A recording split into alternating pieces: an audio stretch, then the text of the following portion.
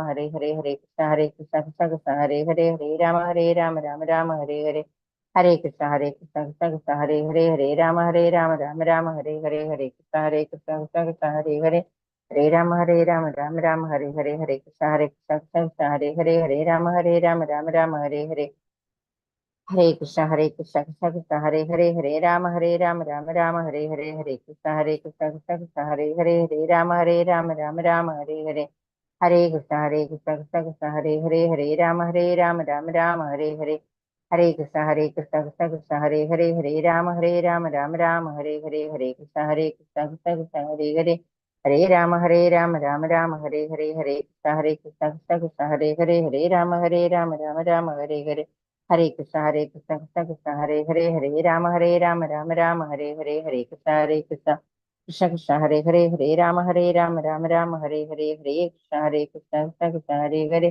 हरे राम राम हरे हरे, हरे कृष्ण कृष्ण कृष्ण हरे हरे, हरे राम राम हरे हरे, हरे कृष्ण कृष्ण कृष्ण हरे हरे, हरे राम राम राम हरे हरे, हरे कृष्ण कृष्ण कृष्ण हरे हरे, हरे राम राम राम हरे हरे, हरे कृष्ण कृष्ण कृष्ण हरे हरे, हरे राम राम राम हरे हरे, हरे कृष्ण कृष्ण कृष्ण हरे हरे, हरे राम राम राम हरे हरे, हरे कृष्ण कृष्ण कृष्ण हरे हरे, हरे राम राम राम हरे हरे,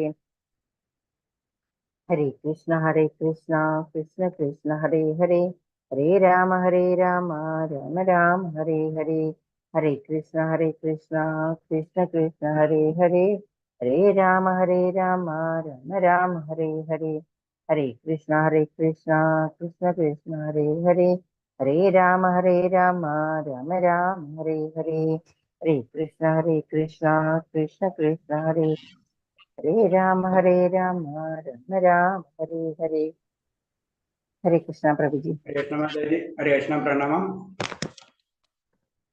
हरे कृष्ण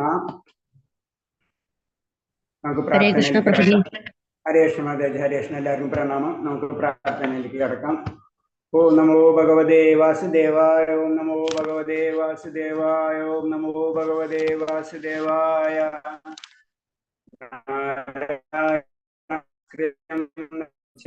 നരോത്തമം ദേവീം സരസ്വതിം വ്യാസം തതോ ജയമുദിരേ നഷ്ടപ്രായേഷു ഭദ്രേഷു നിത്യം ഭാഗവത സേവയ, ഭാഗവതേ ഉത്തമ ശ്ലോകേ ഭക്തിർഭവതി നഷ്ടഗീം, മൂകം കരോതി വാചാലം പങ്കും ലംഘയതേ ഗിരിയകൃതതമഹം വന്ദേ പരമാനന്ദമാധവം.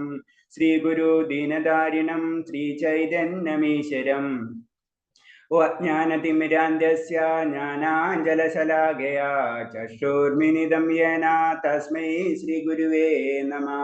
ശ്രീചൈതന്യം മനോഭീഷ്ടം സ്ഥാപിതം യേന ഭൂതലേ സ്വയം രൂപകഥാ മഹ്യം തദാതി സഭാന്തികം. വന്ദേഹം ശ്രീഗുരു ശ്രീയുതപദകമലം ശ്രീഗുരും വൈഷ്ണവാംശ ശ്രീരൂപം സാഗരജാതം സഹന രഘുനാഥാനിധം തം സജീവം സാദൈവം സാവധൂതം പരിജനസഹിതം കൃഷ്ണചൈതന്യദേവം ശ്രീരാധാകൃഷ്ണപാദാൻ സഹന ലളിത ശ്രീവിശാഖാനിം താംസ. ഹേ കൃഷ്ണ കരുണാ സിന്ധോ ദീനബന്ധോ ജലപദേ ഗോപേശ ഗോപികാ കാന്ത രാധാകാന്ത നമസ്തുതേ. തപ്തകാഞ്ചന ഗൗരാംഗീ രാധേ വൃന്ദാവനേശ്വരി വൃഷഭാനുസുതേ ദേവി പ്രണമാമി ഹരിപ്രിയേ. വാഞ്ചാകൽപതരൂപേച്ഛ കൃപാ സിന്ധിഭ്യേവ ച പതിനാം പാവനേഭ്യോ വൈഷ്ണവേഭ്യോ നമോ നമഃ. നമോ വിഷ്ണുപാദായ കൃഷ്ണപ്രേഷ്ഠായ ഭൂതലേ ശ്രീമദേ ഭക്തിവേദാന്ത സ്വാമിന്നിധി നാമിനേ. നമസ്തേ സാരസ്വദേവേ ഗൗരവാണി പ്രചാരിണേ നിർവിശേഷ ശൂന്യവാദി പാശ്ചാത്യദേശധാരിണി. जय श्री कृष्ण चैतन्य प्रभु नित्यानंद, श्री अद्वैत गदाधरा श्रीवासादि गौर भक्तवृंद. हरे कृष्णा कृष्ण कृष्ण हरे हरे, हरे राम രാമ രാമ ഹരേ ഹരേ. ഹരേ കൃഷ്ണ. പ്രഭാത് കി ജയ്, ഗുരുദേവ് കി ജയ്, അനന്തകോടി വൈഷ്ണവ ഭക്തർ കി ജയ്. ഹരേ കൃഷ്ണ. എല്ലാവർക്കും പ്രണാമം. നമ്മളിന്ന് എത്രാമത്തെ ശ്ലോകത്തില് ഓർമ്മയുണ്ടോ? മൂന്നാമത്തെ തൊട്ട് എടുക്കണം. മൂന്നാമത്തെ തൊട്ട് എടുക്കണം അല്ലേ? വീഡിയോ ഓൺ ചെയ്യാൻ പറ്റുന്നവരൊക്കെ വീഡിയോ ഓൺ ചെയ്തോളൂ. ഹരേ കൃഷ്ണ. 3.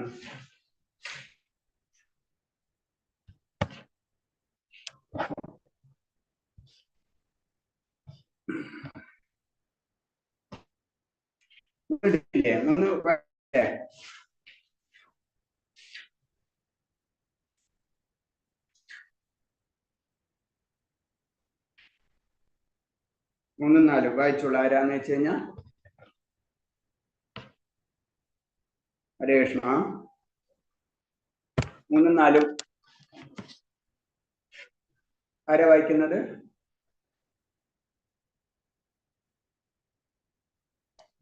ആരുമില്ലേ വായിക്കാൻ?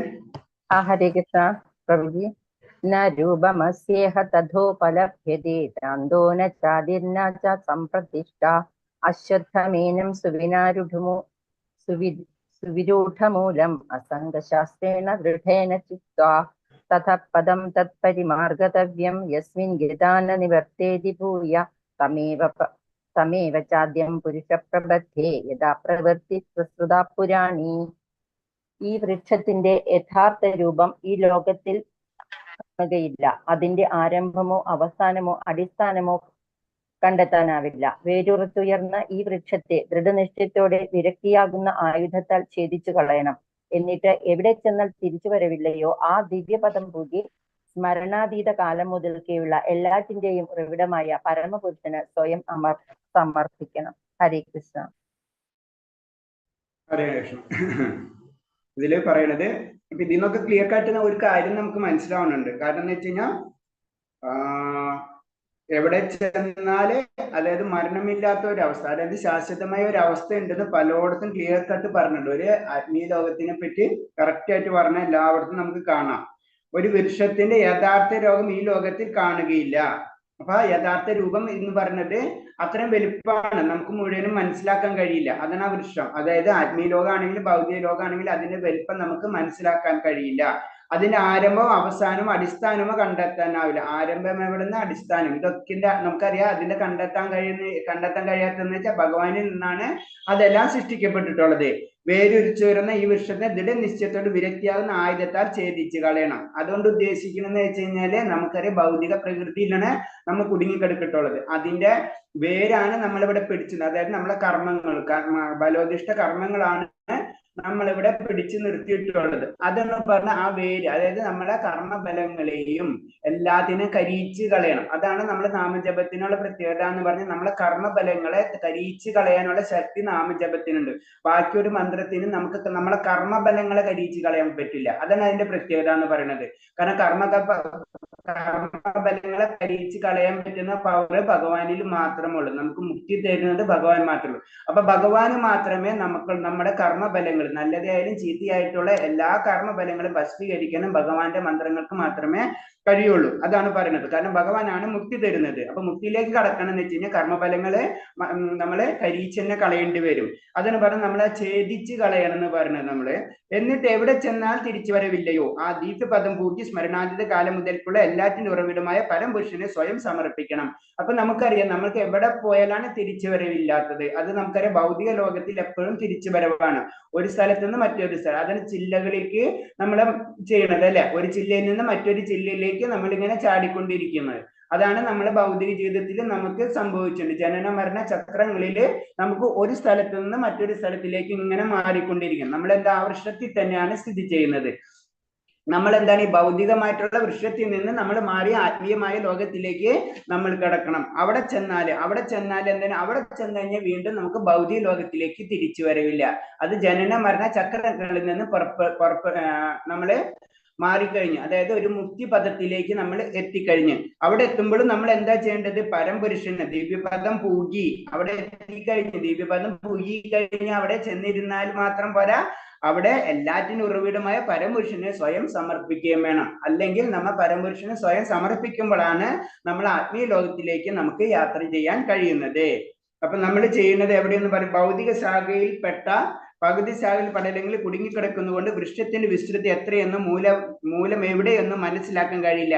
എങ്കിലും കാരണം കണ്ടെത്തണം. നമ്മളെന്താണ്, നമുക്ക് ഈ ഭൗതിക ലോകത്തിൽ കുടുങ്ങിക്കിടക്കുകയാണ് നമ്മൾ ചെയ്യുന്നത്. അത് നമ്മൾ ഏതെങ്കിലും ഒരു ശിഖരത്തിലായിരിക്കും, ഒരു വൃക്ഷത്തിന്റെ, അതിൽ ഒരു വൃക്ഷത്തിന്റെ ഒരു ശിഖരത്തിൽ നിന്ന് നമ്മുടെ ജീവിതം കഴിയുമ്പോൾ അടുത്ത ശിഖരത്തിലേക്ക് പോയിക്കൊണ്ടിരിക്കുക, അല്ലെങ്കിൽ ഒരു ജന്മത്തിൽ നിന്ന് മറ്റൊരു ജന്മത്തിലേക്ക് ഇങ്ങനെ മാറിക്കൊണ്ടിരിക്കും.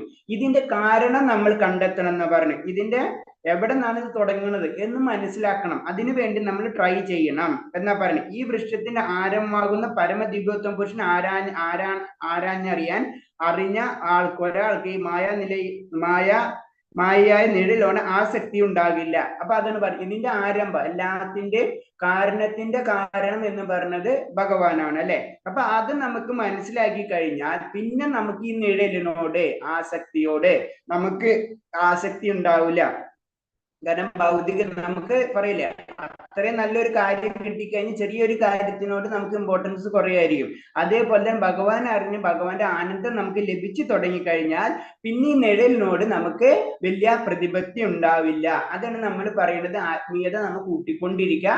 അപ്പൊ ഓട്ടോമാറ്റിക് ആയിട്ട് ഭൗതികത കുറയും. അപ്പൊ ആത്മീയതയുടെ ആ ആനന്ദം നമുക്ക് ലഭിച്ചുകൊണ്ടിരിക്കും. അതാണ് പ്രത്യേകത. ആത്മീയയുടെ ആനന്ദം നമുക്ക് ലഭിക്കുന്നതോടുകൂടി ഭൗതികതയിലുള്ള ആ ക്ഷണികമായിട്ടുള്ള ആനന്ദമോ അല്ലെങ്കിൽ ദുഃഖമോ അത് നമ്മളെ പിടികൂടുകയില്ല. പതുക്കെ നമ്മൾ ഫുള്ളായിട്ട് അതിലേക്ക് മാറാണ് ചെയ്യുന്നത്. അതാണ് നമ്മൾ എപ്പോഴും പറയുന്നത്, നമ്മള് നാമം ജപിക്കുക. കാരണം അത് കാരണമുണ്ട്. കാരണം കലിയുഗത്തിന്റെ ധർമ്മം എന്ന് പറയുന്നത് ആ നാമജപം മാത്രമാണ്. അപ്പൊ നാമജപത്തിന് അത്ര ഇമ്പോർട്ടൻസ് നമ്മൾ കൊടുക്കണം. മറ്റുള്ളവന് കൊടുക്കണ്ട എന്നത് അല്ല, നമ്മൾ അതിനൊക്കെ അതിന്റെ രീതിയിൽ കൊടുക്കുക. ഒക്കെ ഇതിന് റെസ്പെക്ട് ചെയ്യുക, അതൊന്നും കുഴപ്പമൊന്നുമില്ല. പക്ഷെ നമുക്ക് മനസ്സിലാകണം, ഇതാണ് ഏറ്റവും ബെറ്റർ. ആ വഴിയിൽ കൂടി മാത്രമേ ഭഗവാൻ എളുപ്പത്തിൽ സാക്ഷാത്കരിക്കാൻ കഴിയുള്ളൂ. അത് മനസ്സിലാക്കി നമ്മൾ പ്രവർത്തിക്കണം. ഭഗവാനെ പറ്റി പറയുമ്പോ ഭഗവാൻ അഹം സർവസ്യ പ്രഭവ, ഞാനാണ് എല്ലാത്തിന്റെയും പ്രഭവ സ്ഥാനം, ആ ശക്തി അത് നമ്മളെപ്പോഴും നമ്മൾ മനസ്സിലുണ്ടായിരിക്കണം. ഭഗവാനെ കഴിഞ്ഞിട്ടുള്ളൂ നമുക്ക് എന്ത് കാര്യം. അതായത് നമുക്കറിയാം, നമ്മൾ 3 തരം ഭക്തന്മാരെ പറ്റി പറയുമ്പോൾ കനിഷ്ക ലെവലുള്ളവര്, മധ്യമധികാരി, അതേപോലെ തന്നെ ഉത്തമ അധികാരി, ജനറൽ ആയിട്ട് അതിനും പല സെക്ഷൻസ് ഒക്കെ ഉണ്ട്. എന്നിരുന്നാലും നമ്മൾ പറയുമ്പോൾ കനിഷ്കനികാതി ലെവലാണ് നമ്മളെല്ലാവരും. കാരണം നമുക്ക് ഭഗവാനെ പറ്റിയിട്ടുള്ള വിശ്വാസങ്ങളും കാര്യങ്ങളും ഉണ്ടെങ്കിലും നമ്മളെപ്പോഴും മനസ്സ് അങ്ങോട്ടും ഇങ്ങോട്ടും ചാടിക്കളിക്കുന്ന ഒരു അവസ്ഥയാണ്. അതാണ് നമ്മളെ പ്രത്യേകത. അപ്പൊ അത് കഴിഞ്ഞിട്ട് മധ്യമധികാരിയിൽ എത്തുമ്പോ ഭഗവാനിലുള്ള ദൃഢനിശ്ചയം നമ്മളിൽ ഉണ്ടാവും. ഉത്തമ അധികാരിയിൽ എത്തുമ്പോ നമുക്ക് രണ്ടുണ്ടാവും, ശാസ്ത്രീയമായിട്ടുള്ളതും കാര്യങ്ങളും അതേപോലെ തന്നെ ഭഗവാനിൽ വിശ്വാസം ഉണ്ടാവും. അപ്പൊ നമ്മളാണ് ഏറ്റവും കൂടുതൽ ശ്രദ്ധിക്കേണ്ടത്. കനിഷ്ക അധികാരികൾ അല്ലെങ്കിൽ നമ്മളെ പോലുള്ള ഭക്തന്മാര് എപ്പോഴും നമുക്ക് വീഴ്ച വരാനുള്ള സാധ്യത കൂടുതലാണ്. അത് കാരണം നമ്മള് നാമം തീർച്ചയായിട്ടും നമ്മള് ജപിച്ചുകൊണ്ടേയിരിക്കണം. മറ്റുള്ള കാര്യങ്ങൾക്ക് അത്ര ഇമ്പോർട്ടൻസ് കൊടുത്തില്ലെങ്കിലും, ഇപ്പൊ ഞാൻ ഇന്നലെ പറഞ്ഞു, കാരണം നമുക്ക് യമനിയമങ്ങളും കാര്യങ്ങളൊക്കെ ഉണ്ട്, അതൊക്കെ നമ്മൾ പാലിക്കണം. പക്ഷെ നമ്മൾ അച്ചടിക്ക് യമനിയമങ്ങളിലേക്കൊക്കെ പോയി കഴിഞ്ഞാൽ എന്താ, നമ്മൾ നാമജപം വിടും, പിന്നെ കുറച്ചു കാലം യമനിയമം വിടും. അങ്ങനത്തെ ഒരു അവസ്ഥയിലേക്ക് പോകരുത് നമ്മൾ ആദ്യം ചെയ്യേണ്ടത്. പിന്നെ ഞാൻ വേറെ ഒരു സിമ്പിൾ ആയിട്ട് ഒരു പോയിന്റ്സ് പറയുന്നത്, നമ്മൾ പെട്ടെന്ന് ഇപ്പൊ യമനിയമം പറഞ്ഞു മത്സ്യമാംസം അപ്പൊ ഉപയോഗിക്കുന്നവരുണ്ടാവാം. അപ്പൊ അവർ പെട്ടെന്ന് സഡൻ ആയിട്ട് സ്റ്റോപ്പ് ചെയ്തിട്ട് അങ്ങനെ വരുമ്പോൾ, കാരണം നമ്മൾ അതിൻ്റെ ഉള്ള ഫുഡ് കാര്യങ്ങൾ, ഞാൻ ജനറൽ ആയിട്ട് ഒരു കാര്യം പറഞ്ഞാണ്, കാരണം നമ്മൾ ആയ സിസ്റ്റത്തിലേക്ക് നമ്മൾ അതിനനുസരിച്ച് പാലുൽപ്പന്നങ്ങളൊക്കെ നമ്മളെ കൂട്ടേണ്ടി വരും. അപ്പൊ നമ്മൾ ഒറ്റയടിക്ക് നമ്മൾ സ്റ്റോപ്പ് ചെയ്യുമ്പോൾ അങ്ങനത്തെ കാര്യങ്ങളൊക്കെ ശ്രദ്ധിച്ചിട്ട് നമ്മൾ പോകണം. നമ്മുടെ ശരീരത്തിന് വളരെയധികം ഇമ്പോർട്ടൻസ് ഉണ്ട്. നമ്മുടെ ശരീരം ഉണ്ടെങ്കിലോ നമുക്ക് ഭഗവാന്റെ കാര്യങ്ങൾ ചെയ്യാനും പ്രവർത്തിക്കാനും കഴിയുള്ളൂ. അത് നമ്മൾ മനസ്സിലാക്കണം. അത് കഴിഞ്ഞ് നമ്മൾ അതിൽ എത്തിക്കഴിഞ്ഞാൽ പിന്നെ നമുക്ക് ശരീരത്തിനെ കൊണ്ട് വലിയ ആവശ്യമില്ല. അപ്പൊ ആ ഒരു സത്യം നമ്മൾ എപ്പോഴും മനസ്സിലാക്കണം. ഹരേഷ്ണ, ഇടയ്ക്ക് ബ്രേക്ക് ഉണ്ടാവുന്നുണ്ട്. ബ്രേക്ക് ഉണ്ടാവുന്നുണ്ടോ? ഞാൻ അപ്പൊ വീഡിയോ ഒന്ന് ഓഫ് ചെയ്യാം. ഹരേഷ്ണ, കാലത്ത് മേലെ കംപ്ലീറ്റ്, വൈകിട്ട് വരാറില്ലല്ലോ. ഓക്കെ, ഞാൻ സ്റ്റോപ്പ് വീഡിയോ. എല്ലാവർക്കും ബ്രേക്ക് ഉണ്ടാവുന്നുണ്ടോ അല്ലെങ്കിൽ മാതാജിക്ക് മാത്രമാണോ? എല്ലാവർക്കും ഞങ്ങൾക്കും ഉണ്ട്. ഉണ്ടല്ലേ? ഓക്കെ, അപ്പൊ എന്റെ പ്രോബ്ലം ശരി. അപ്പൊ ഞാൻ ഇപ്പൊ വീഡിയോ ഓഫ് ചെയ്തിട്ടുണ്ട്. ഇപ്പൊ തോന്നുന്നുണ്ടോ? ഇപ്പൊ ക്ലിയർ ആണോ? ഇപ്പൊ കുഴപ്പമില്ല പ്രഭു. ഓക്കെ, ഹരേ കൃഷ്ണ. അപ്പൊ എന്താണെന്നൊരു കാലത്താണ് സിവിലിന് ഇഷ്യൂ വരുന്നത്. ഓക്കെ, അപ്പൊ നമ്മൾ പറഞ്ഞു വന്നത് ഇത്രേ ഉള്ളൂ.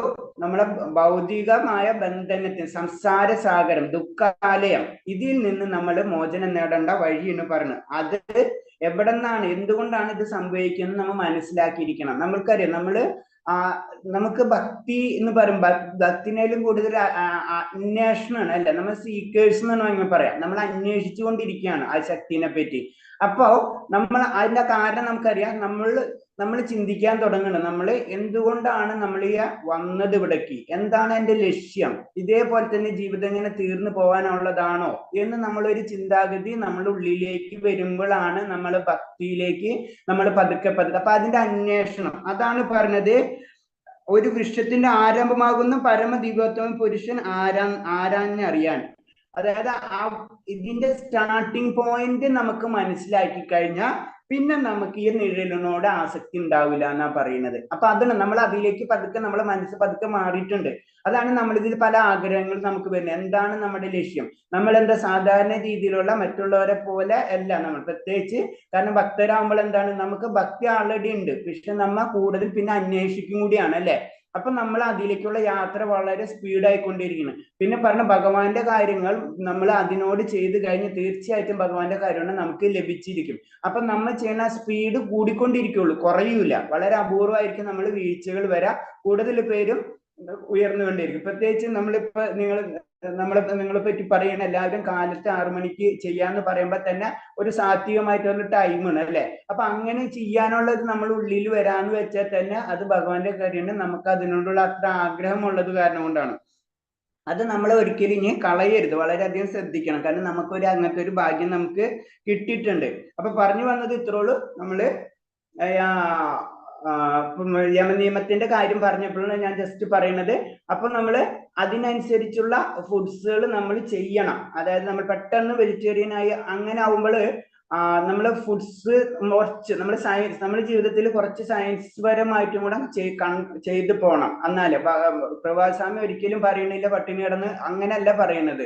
കാരണം നമ്മൾ അതിനേലും ഇമ്പോർട്ടൻസ് ഭഗവാന്റെ കാര്യങ്ങൾ ചെയ്യുന്നതിനാണ്. അപ്പൊ നമ്മൾ ശരീരവും നമ്മൾ ശ്രദ്ധിച്ച് തന്നെ പോകണം. അതിന് നമ്മൾ ഏകാദശി വ്രതം എടുക്കുമ്പോൾ പറയാം, നിങ്ങൾക്ക് ചെയ്യാൻ പറ്റാവുന്ന രീതിയിൽ ഏകാദശി വ്രതം എടുക്കാനാണ് പറയുന്നത്. കാരണം ചിലവർക്ക് ധാന്യങ്ങൾ മാത്രം ഉപേക്ഷിക്കാൻ കഴിയുന്നവർ അങ്ങനെ ചെയ്യാം. കുറച്ചും കൂടെ നമുക്ക് പവർഫുൾ ഉണ്ടെന്ന് വെച്ച് കഴിഞ്ഞാൽ നമ്മൾ ഫ്രൂട്ട്സ് മാത്രം ഉപയോഗിക്കുക. അല്ലെങ്കിൽ കുറച്ചും കൂടി ഉണ്ടെന്ന് വെച്ച് കഴിഞ്ഞാൽ നമ്മൾ വെള്ളം മാത്രം ഉപയോഗിക്കുക. അല്ലെങ്കിൽ കുറച്ചുകൂടി പവർഫുൾ ആണെങ്കിൽ നമ്മള് നിർജ്ജലം എടുക്കുക. അങ്ങനെയാണ് പറഞ്ഞു വരുന്നത്. നമ്മുടെ ശരീരം കപ്പാസിറ്റി, ചിലവർ പല ഏജിലാകുമ്പോൾ അവർക്ക് മെഡിസിന്റെ കാര്യങ്ങളും പല കാര്യങ്ങളൊക്കെ ഉണ്ടാവാം. അപ്പൊ അതൊക്കെ വളരെയധികം ശ്രദ്ധിച്ച്, ശരീരം നമുക്ക് വളരെ ഇമ്പോർട്ടൻസ് തന്നെയുള്ള കാര്യം തന്നെയാണ്. പക്ഷെ അതിനേലും ഇമ്പോർട്ടൻസ് ആണ് ഭഗവാന്റെ നാമജപം. അതാണ് നമ്മൾ ശ്രദ്ധിക്കേണ്ടത്. അപ്പൊ നമ്മൾ യമനിയമങ്ങളിൽ വരുമ്പോഴും നമ്മൾ പതുക്കെ ഗ്രാജുവലായിട്ട് ചെയ്ത് കൊണ്ട് അത് സ്റ്റോപ്പ് ചെയ്ത് കളയണം. അതാണ് നമ്മൾ ആദ്യം തന്നെ പറഞ്ഞ പശുവിന്റെ മാംസം കഴിക്കരുത്, അത് കഴിക്കാതിരിക്കാൻ നമുക്ക് ഒരു സംശയമില്ല. അതാണ് ഏറ്റവും മഹാപാവം. നമ്മ കഴിഞ്ഞ അധ്യായത്തിൽ പഠിച്ചല്ലേ, അത് മഹാപാവമാണ് നമ്മളെ സംബന്ധിച്ച്. അപ്പൊ അതൊരിക്കലും ചെയ്യരുത്.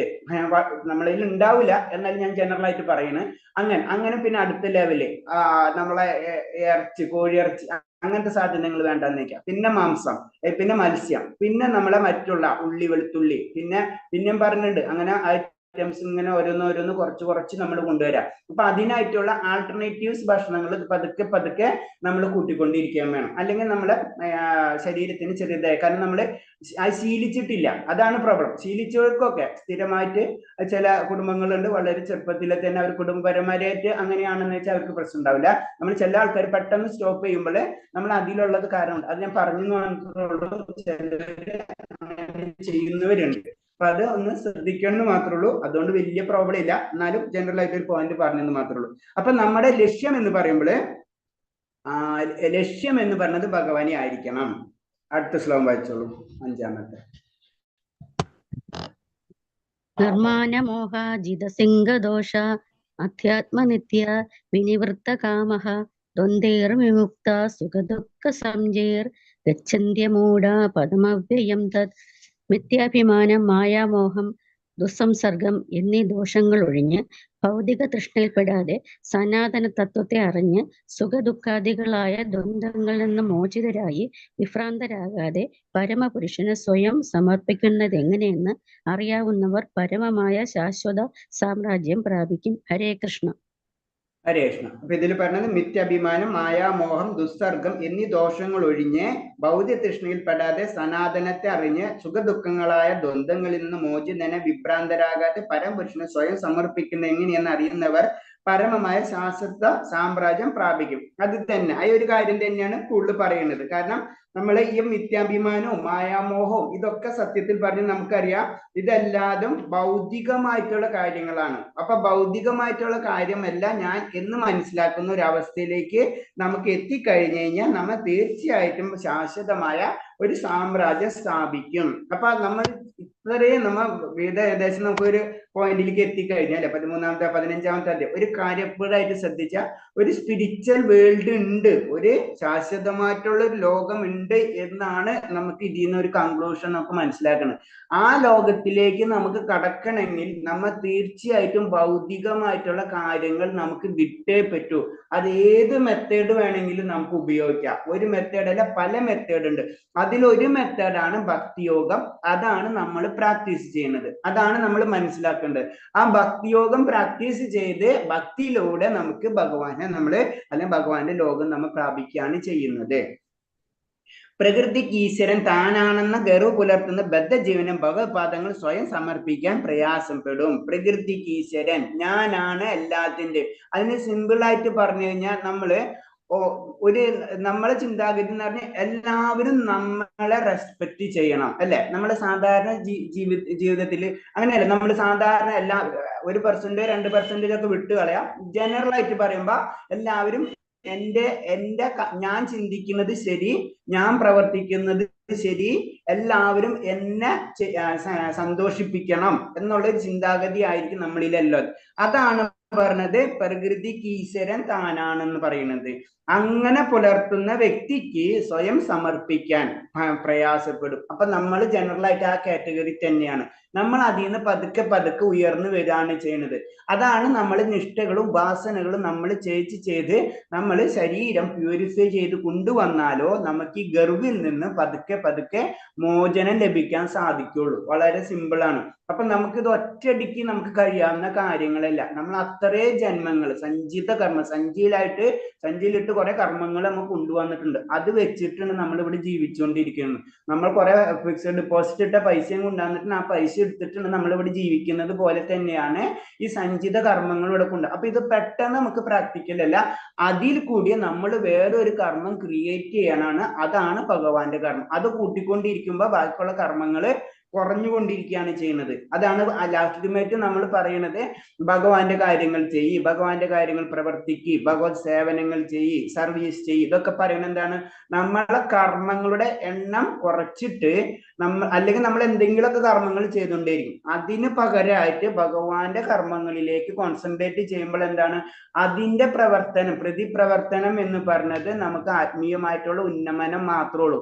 മറ്റേത് ഏതൊരു കർമ്മം ചെയ്താലും അതിന്റെ പ്രതിപ്രവർത്തനം ഉണ്ടാവും. ഇതിൽ പ്രതിപ്രവർത്തനം എന്ന് പറഞ്ഞത് നമുക്ക് ഉന്നമനം മാത്രമേ ഉള്ളൂ. അപ്പോൾ എന്താണ് നമുക്ക് ഈ സഞ്ചിത കർമ്മം അടുത്ത ജന്മത്തിലേക്ക് പോകുമ്പോൾ കൂടുതലായിട്ടുള്ള ആത്മീയ കാര്യങ്ങൾ മാത്രമായിരിക്കും. അപ്പൊ അങ്ങനത്തെ ഒരു ജന്മങ്ങളായിരിക്കും നമുക്ക് ലഭിക്കുക. അങ്ങനത്തെ കാര്യങ്ങളാണ് മനസ്സിലാക്കേണ്ടത്. ഏതാണ് തൻ്റേതെന്നും തൻ്റേതല്ലാത്തതെന്നുമുള്ള അറിവ് സമ്പാദിച്ചു കഴിഞ്ഞാൽ വസ്തുക്കളെ അതേപടി അറിയാൻ കഴിഞ്ഞാൽ സന്തോഷ സന്താപങ്ങൾ സുഖദുഃഖങ്ങൾ ആദിയായ ദ്വന്ദ്ങ്ങളിൽ നിന്ന് മുക്തനാകാം. അപ്പൊ തൻ്റേത് എന്താണ്, അല്ലാത്തത് എന്താണ്, എനിക്ക് വെച്ചിട്ടുള്ളത് എന്താണ് എന്നൊക്കെ നമുക്ക് മനസ്സിലാക്കുന്ന ഒരു അവസ്ഥയിലേക്ക് നമ്മൾ എത്തിക്കഴിഞ്ഞാൽ നമുക്ക് മുക്തി ലഭിച്ചിരിക്കും. അതാണ് പറയുന്നത്. 6ാമത്തെ ശ്ലോകം. ഹരേ കൃഷ്ണ. ഭാസയതേ സൂര്യോ ന ശശാങ്കോ ന പാവകഃ യദ്ഗത്വാ ന നിവർത്തന്തേ യദ്ധാമ പരമം മമ. പരമമായ എന്റെ ആവാസസ്ഥാനത്ത് സൂര്യചന്ദ്രന്മാരോ അഗ്നിയോ വൈദ്യുതിയോ വെളിച്ചം വീശുന്നില്ല. അവിടെ ചെന്നെത്തിയവർ ഒരിക്കലും ഭൗതിക ലോകത്തിലേക്ക് തിരിച്ചു വരികയില്ല. ഹരേ കൃഷ്ണ. ഹരേ കൃഷ്ണ. ഇതില് ഈ ഭഗവത്ഗീതയില് ഭഗവാന്റെ ലോകത്തെ പറ്റി പറയുന്ന ഒരു ശ്ലോകമാണ്. വേറൊരു ശ്ലോകം നമുക്ക് കാണാൻ പറ്റില്ല. ഭഗവാന്റെ ലോകം എന്താണെന്ന് ഭഗവാൻ തന്നെ പറഞ്ഞു തരുന്നതാണിത്. ശ്രദ്ധിച്ചോ? കാരണം എന്ന് വെച്ചാൽ എന്താ പറയുന്നത്, പരമമായ എന്റെ ആവാസ സ്ഥാനത്തെ, ഭഗവാന്റെ ആവാസ സ്ഥാനം എന്താണെന്ന് ഭഗവാൻ പറഞ്ഞു തരുന്ന ഒരു ശ്ലോകമാണിത്. വേറെ എവിടെ നമുക്ക് കാണില്ല ഈ ശ്ലോകം. സൂര്യചന്ദ്രനോ അഗ്നിയോ വൈദ്യുതിയോ വെളിച്ചം വീശുന്നില്ല. അവിടെ സൂര്യനോ ചന്ദ്രനോ അഗ്നിയോ ഇല്ല. അവിടെ ചെന്നാൽ ഒരിക്കലും ഭൗതിക ലോകത്തേക്ക് തിരിച്ചു വരവില്ല. അവിടെ പോയി കഴിഞ്ഞാൽ ഭൗതിക ലോകത്തേക്ക് തിരിച്ചു വരില്ല എന്ന് ഭഗവാൻ ഗ്യാരണ്ടി തരുന്ന ഒരു ശ്ലോകമാണ്. ഭഗവാന്റെ ലോകം എന്താണെന്നും കൂടി ഭഗവാൻ ഈ ശ്ലോകത്തിലാണ് വർണ്ണിക്കുന്നത്. പിന്നെ എവിടെയും നമുക്ക് വേറെ ഏത് ഇതിലും ഭഗവാന്റെ ലോകത്തെ പറ്റി വർണ്ണിക്കുന്ന ശ്ലോകം നമുക്ക് കാണാൻ കഴിയില്ല. ഗീതയിൽ തന്നെ ഇല്ല. കാരണം വളരെ കുറച്ച് മാത്രം ഭഗവാന്റെ ലോകം, ബാക്കിയൊക്കെ ഭഗവാൻ ഉപദേശങ്ങളാണ് തരുന്നത്. ഇതിലാണ് ഭഗവാൻ ശരിക്കും ഒരു എന്റെ ലോകം എന്ന് പറഞ്ഞതിനെ പറ്റി പറയുന്നത്. അപ്പൊ എന്ന് പറഞ്ഞ വൈദ്യുതി വെളിച്ചം വീശുന്നില്ല. പിന്നെ അവിടെ എന്താ വെളിച്ചമുണ്ട്. ആ വെളിച്ചം എന്ന് പറഞ്ഞത് പരമവ്യോമത്തിലെ എല്ലാ ഗ്രഹങ്ങളും സ്വയം പ്രകാശിതമാണ്. അവിടെ ഭഗവാന്റെ ലോകത്തുള്ള ഗ്രഹങ്ങളെല്ലാതും സ്വയം പ്രകാശിതമാണ്. വൈകുണ്ഠങ്ങൾ എന്നറിയപ്പെടുന്ന ഗ്രഹങ്ങൾ ഉജ്ജ്വല പ്രകാശമാണ് പരമവ്യോമം. വൈകുണ്ഠങ്ങൾ ദുഃഖങ്ങൾ ഇല്ലാത്ത ലോകം, അതാണ് വൈകുണ്ഠം എന്ന് പറഞ്ഞതിന്റെ അർത്ഥം. വൈകുണ്ഠങ്ങൾ എന്നറിയപ്പെടുന്ന ഗ്രഹങ്ങളുടെ ഉജ്ജ്വലം, അവിടെ എല്ലാ ഗ്രഹങ്ങളും പ്രകാശിച്ചു കൊണ്ടിരിക്കുന്നുണ്ട്. ആ ഉജ്ജ്വല പ്രകാശമാണ് പരമവ്യോമം. അവിടെ എല്ലാ വൈകുണ്ഠ ഗ്രഹങ്ങൾ എല്ലാതും സ്വയം പ്രകാശിച്ചു കൊണ്ടിരിക്കുന്നു. അതിനാണ് നമ്മൾ പരമമായ വ്യോമം എന്ന് പറയുന്നത്. ഇത് ബ്രഹ്മജ്യോതിസ് എന്ന് പറയും. ഇതിനാണ് ബ്രഹ്മ ജ്യോതിസ് എന്ന് പറയുന്നത്. അതാണ് ഭഗവാന്റെ ജ്യോതിസ്. അതിന് ബ്രഹ്മ സാക്ഷാത്കാരം അല്ലെങ്കിൽ സായുജ്യ മുക്തി എന്ന് പറയുന്നത് നമ്മുടെ അവിടെ ആ ലോകത്തിൽ എത്തുക. അതാണ് പറയുന്നത്. ആ ലോകത്തിന് പറയുന്നതാണ് ബ്രഹ്മജ്യോതി. ആ ഭഗവാന്റെ ചുറ്റുമുള്ള ആ പ്രകാശ വലയത്തെയാണ് ബ്രഹ്മജ്യോതി. ആ പ്രകാശ വലയത്തിലാണ് അനന്തകോടി ഇതേപോലെ തന്നെ വൈകുണ്ഠ ഗ്രഹങ്ങളുള്ളത്. ആ വൈകുണ്ഠ ഗ്രഹങ്ങൾ സ്വയം പ്രകാശിക്കുന്നു. കാരണം അത് ഭഗവാന്റെ പ്രകാശം തന്നെയാണ്. അതാണ് നമ്മൾ മനസ്സിലാക്കേണ്ടത്. ഇത് വാസുതി പ്രഭാപുരം പൊഴിയുന്നത് കൃഷ്ണലോകം എന്ന ഗോലോക വൃന്ദാവനത്തിൽ നിന്നാണ്. ഭഗവാന്റെ ലോകം അപ്പൊ വൈകുണ്ഠ ലോകങ്ങളായി അതിന്റെ മുകളിൽ ശരിക്കും ഗോലോക വൃന്ദാവനം എന്ന് പറഞ്ഞ ഭഗവാന്റെ ലോകമുണ്ട്. അതിൽ ഭഗവാന്റെ ചുറ്റുമുള്ള പ്രകാശങ്ങൾ മുഴുവനമാണ് ഈ പുതിയ എല്ലാ ലോകത്തെയും പ്രകാശപൂരിതമാക്കുന്നത്. ഈ പ്രഭാവപൂരിതത്തിൽ ഒരു ഭാഗം മഹത്തത്വം എന്ന ഭൗതിക പ്രപഞ്ചത്താൽ ആവരണപ്പെട്ടിരിക്കുന്നു. അപ്പൊ ഇവിടെ എങ്ങനെയാണ് ഭൗതിക ലോകം ഇരുട്ടിലായതിന്റെ കാരണം എന്ന് പറഞ്ഞു കഴിഞ്ഞാൽ ഈ ഭഗവാന്റെ ലോകത്തെ വേറൊരു ശക്തി മറച്ചു വെച്ചിരിക്കുന്ന പോലെയാണ്. അത് കാരണം കൊണ്ട് ഇവിടെ ഇരുട്ടാണ്. അതാണ് നമ്മൾ പറയുന്നത്, നമ്മൾ ഇരുട്ടിൽ നിന്ന് വെളിച്ചത്തിലേക്ക്, തമസോമ ജ്യോതിർഗമയ, ഭൗതിക ലോകത്തിൽ നിന്ന് ആത്മീയ ലോകത്തിലേക്ക്. അതും അത് തന്നെയാണ് ആത്മീയ. അപ്പൊ ഇരുട്ടിൽ നിന്ന് അജ്ഞാനത്തിൽ നിന്ന് ജ്ഞാനത്തിലേക്ക്, ഭൗതിക ലോകത്തിൽ നിന്ന് ആത്മീയ ലോകത്തിലേക്ക്. ഇതാണ് അതിനെ എന്ന് പറഞ്ഞത്. അപ്പൊ ഈ മഹത്തത്വം എന്ന ശക്തി നമ്മളെ ഈ ഭൗതിക ലോകത്തെ മറച്ചു വെച്ചിരിക്കുകയാണ്. അപ്പൊ അത് കാരണം കൊണ്ടാണ് ഇവിടെ ഇരുട്ട്. അപ്പൊ ഈ ഇരുട്ടിന് വേണ്ടിയിട്ടാണ് വീണ്ടും സൂര്യനും ചന്ദ്രനും ഉള്ളത്. വെട്ടിത്തിളങ്ങുന്ന ഭൂരിഭാഗം വൈകുണ്ഠം എന്നറിയപ്പെടുന്ന ആത്മീയ ലോകങ്ങളാൽ നിറഞ്ഞിരിക്കുന്നു. അപ്പൊ വൈകുണ്ഠ ലോകങ്ങൾ എന്നാണ് പറഞ്ഞത് അല്ലെ. അപ്പൊ അവിടെ അനവധി ലോകങ്ങളുണ്ട്. നമ്മളിതിൽ ബ്രഹ്മാണ്ടങ്ങൾ അല്ലെ, അനന്തകോടി ബ്രഹ്മാണ്ടങ്ങൾ എന്ന് പറഞ്ഞ പോലെ അവിടെ അനന്തകോടി വൈകുണ്ഠങ്ങളുണ്ട്. അവിടെ വൈകുണ്ഠങ്ങളുണ്ട്. അവിടെ ഓരോ വൈകുണ്ഠത്തിനും ഓരോ നാഥനുണ്ട്. ഇവിടെ ബ്രഹ്മാവ് എന്ന് പറഞ്ഞ പോലെ അവിടെയും ഓരോ ഗ്രഹത്തിനും അവരുടേതായ റെപ്രസെന്റേറ്റീവ്സ് ഉണ്ട്. അപ്പൊ അത് നമ്മൾ മനസ്സിലാക്കാം. നമ്മൾ ഇപ്പൊ നമ്മൾ പറയണെന്ന് വെച്ച് കഴിഞ്ഞാൽ ഇപ്പൊ നരസിംഹ ഭഗവാനെ ആരാധിക്കുന്ന വ്യക്തികളാണെങ്കിൽ അവിടെ ആ ലോകത്തിലേക്കാണ് അവർ എത്തിച്ചേരാ. അവിടെ ആത്മീയ ലോകത്തിൽ തന്നെ വൈവിധ്യമുണ്ടെന്ന് നമ്മൾ കുറച്ചു നേരത്തെ കഴിഞ്ഞ 2-3 ശ്ലോകം മുന്നേ പഠിച്ചിട്ടുണ്ട്. അവിടെയും വൈവിധ്യമുണ്ട്. അപ്പൊ ആ ഒരു ഭക്തനെ സംബന്ധിച്ച് ഏത് ചോയ്സ് അതിനനുസരിച്ചിട്ടുള്ള ആ ലോകങ്ങൾ നമുക്ക് ലഭിച്ചിരിക്കും. വെട്ടിത്തിളങ്ങുകയും ഭൂരിഭാഗം വൈകുണ്ഠം എന്നറിയുന്ന അധ്യാത്മ ലോകങ്ങളാൽ നിറഞ്ഞിരിക്കുന്ന ആധ്യാത്മിക ലോകങ്ങളാണ്. അപ്പൊ അവിടെ പല പല ലോകങ്ങളുണ്ട്. ഇവൻ സുപ്രധാനമാണ് ഗോലോക വൃന്ദാവനം. അപ്പൊ അവിടെ അനവധി ആ ലോകങ്ങളുണ്ട്. നമ്മൾ പലതരം ബ്രഹ്മാണ്ടങ്ങൾ ഉണ്ടെന്ന് പറഞ്ഞ പോലെ അവിടെ അനവധി ലോകങ്ങളുണ്ട്. അതിലേറ്റവും സുപ്രധാനമാണ് ഗോലോക വൃന്ദാവനം. അപ്പൊ നമ്മൾ അതിന്റെ ഒരു വലിപ്പം നമ്മളൊന്ന് ചിന്തിച്ചാൽ മതി. എത്ര വലിപ്പമാണ്. നമ്മള് ആത്മീയത അല്ലെങ്കിൽ നമുക്ക് മുക്തി ലഭിച്ചെന്ന് കഴിഞ്ഞാൽ തന്നെയും പിന്നെ അനവധി വൈവിധ്യങ്ങളാണ് നമുക്ക് അവിടെ കാണാൻ കഴിയാം. അതാണ് ഈ ആത്മീയ ലോകം തന്നെ പറയുന്നത്. നമ്മൾ ടോട്ടൽ ഭഗവാന്റെ ശക്തി എടുത്തു കഴിഞ്ഞാൽ 75% ആത്മീയ ലോകവും 25% ഭൗതിക ലോകം എന്ന് പറയുന്നത്. അപ്പൊ ആ ഭൗതിക ലോകത്തിന്റെ ആ വലിപ്പം നമ്മളൊന്ന് അതിൽ നിന്ന് മനസ്സിലാക്കാവുന്നുള്ളൂ. 7ാമത്തെ ശ്ലോകം വായിച്ചോളൂ. 7 മമേവാംശോ ജീവലോകേ ജീവഭൂത സനാതനഃ മനഃഷ്ടാനീന്ദ്രിയാണി പ്രകൃതിസ്ഥാനി കർഷതി. എന്റെ ശാശ്വതാംശങ്ങളാണ് ഈ ലോകത്തിലുള്ള ബദ്ധരായ സകല ജീവസത്തുകളും. ബദ്ധമായ ജീവിതം നയിക്കുകയാൽ മനസ്സുൾപ്പെടെയുള്ള 6 ഇന്ദ്രിയങ്ങളും ഉപയോഗിച്ച് അവർ കഠിനാധ്വാനം ചെയ്യുകയാണ്. ഹരേ കൃഷ്ണ. ഹരേ കൃഷ്ണ. ഇതാണ് നമ്മൾ എപ്പോഴും പറയാറുള്ള ഒരു ശ്ലോകനല്ലേ, മമേ വംശോ ജീവലോകോ ജീവഭൂത സനാതന മനേ ഷഷ്ടീന്ദ്രിയാണി പ്രകൃതിസ്ഥാനി കർഷതി. എന്റെ ശാശ്വതങ്ങളാണ് ഈ ലോകത്തിലെ ബദ്ധരായ സകല ജീവസത്തുക്കളും. ഭഗവാന്റെ അംശമാണ് നമ്മൾ എല്ലാവരും എന്ന് പറയുന്ന ശ്ലോകമാണ്. അപ്പൊ ഭഗവാന്റെ അംശമാണെങ്കിൽ നമുക്ക് ഭഗവാനെ പോലുള്ള ആ ക്വാളിറ്റി നമ്മൾക്കുണ്ട്. ബദ്ധമായ ജീവിതം നയിക്കിയാൽ മനസ്സുൾപ്പെടെയുള്ള 6 ഇന്ദ്രിയങ്ങൾ ഉപയോഗിച്ച് അവർ കഠിനാധ്വാനം ചെയ്യുകയാണ്. നമ്മളിവിടെ ബദ്ധസ്ഥരായിട്ടിരിക്കുകയാണെന്ന് ഭഗവാൻ തന്നെ നമ്മളോട് പറയാണ്. അത് കാരണം കൊണ്ട് നമ്മൾ ഈ 6 ഇന്ദ്രിയങ്ങൾ ഉപയോഗിച്ച് ഇങ്ങനെ കഠിനാധ്വാനം ചെയ്തുകൊണ്ടിരിക്കുകയാണ്. ഇവിടെ എന്താണ് ജീവശക്തിയുടെ വ്യക്തിത്വം വെളിവാകുന്നു. ഈ ശ്ലോകം പരമപുരുഷന്റെ ചെറിയൊരു അംശമാണ് ജീവാത്മാവ്. ജീവാത്മാവ് എന്ന് പറഞ്ഞത് പരമപുരുഷന്റെ ഒരു അംശം മാത്രമേ ഉള്ളൂ. അത് ക്ലിയർ കട്ട് ഗീതയിൽ നമുക്ക് 7ാം ശ്ലോകത്തിൽ പറഞ്ഞു തരുന്നുണ്ട്. അപ്പൊ ഭഗവാന് ഞാനും തുല്യമാണെന്ന് നമുക്ക് ഒരിക്കലും പറയാൻ പറ്റില്ല. ആ വിശ്വാസം ആരൊക്കെയും ഉണ്ടെങ്കിൽ അത് നമുക്ക് എടുത്ത് കളയാം. കാരണം ഭഗവാന്റെ അംശം മാത്രമാണെന്ന് ഗീതയിലാണ് നമ്മൾ വിശ്വസിക്കുന്നതിനും ഭഗവാന്റെ ഉപദേശമാണ് നമ്മൾ സ്വീകരിക്കുന്നത് വെച്ച് കഴിഞ്ഞാൽ ഈ ശ്ലോകത്തിൽ കൂടി നമുക്ക് മനസ്സിലാക്കുന്ന ഭഗവാന്റെ അംശം മാത്രമാണ് നമ്മള്. അപ്പൊ അംശമാണെന്ന് വെച്ച് കഴിഞ്ഞാൽ അത്രയും പവർഫുൾ ആണ് നമ്മള്. പക്ഷെ ക്വാണ്ടിറ്റിയിലല്ല ക്വാളിറ്റിയിൽ ഭഗവാൻ ചെയ്യുന്ന എല്ലാ കാര്യങ്ങളും നമുക്ക് ചെയ്യാം. പക്ഷെ എന്താണ്, അളവ് കുറവെന്ന് മാത്രമേ ഉള്ളൂ. അതാണ് വ്യത്യാസം. അപ്പൊ അത് പിന്നെ നമ്മൾ ഈ ബദ്ധ ജീവിതം അത് പറഞ്ഞു, ബദ്ധ ജീവിതം എന്ന് പറഞ്ഞിട്ടുണ്ട്. അപ്പൊ ഈ ലോകത്തില് ബദ്ധസ്ഥരാണ് നമ്മള്. അപ്പൊ അത് കാരണം കൊണ്ട് നമുക്ക് അതിൻ്റെതായ ബുദ്ധിമുട്ട് ഈ ഭൗതിക ലോകത്തില് നമുക്ക് ഉണ്ടായിരിക്കും എന്നാ പറയുന്നത്. ആ ബദ്ധ ജീവിതത്തെ കെട്ടഴിക്കാൻ കഴിയുന്നത് ഭഗവാനോ ഭഗവാന്റെ വിശ്വസ്തനായ പ്രതിനിധിയായ ഗുരുവിനോ ആയിരിക്കും. അതാണ് നമ്മൾ മനസ്സിലാക്കേണ്ടത്. വേദങ്ങൾ അനുസരിച്ച് ഭഗവാൻ അനേകം വിസ്തരങ്ങളിലൂടെ ആവിർഭവിക്കുന്നുണ്ട്. അപ്പൊ വേദങ്ങൾ അനുസരിച്ച് ഭഗവാൻ വിസ്തരണമുണ്ട്. അതാണ് നമ്മൾ മനസ്സിലാക്കണം. ഇത് ഭഗവാന്റെ അംശങ്ങളാണ്. നമ്മളെല്ലാതും ഭഗവാന്റെ അംശങ്ങളാണ്. അതായത് ദേവന്മാരടക്കം ഭഗവാന്റെ അംശങ്ങളാണ്. ബ്രഹ്മാവ് തൊട്ട് എല്ലാതും അംശങ്ങളാണ്.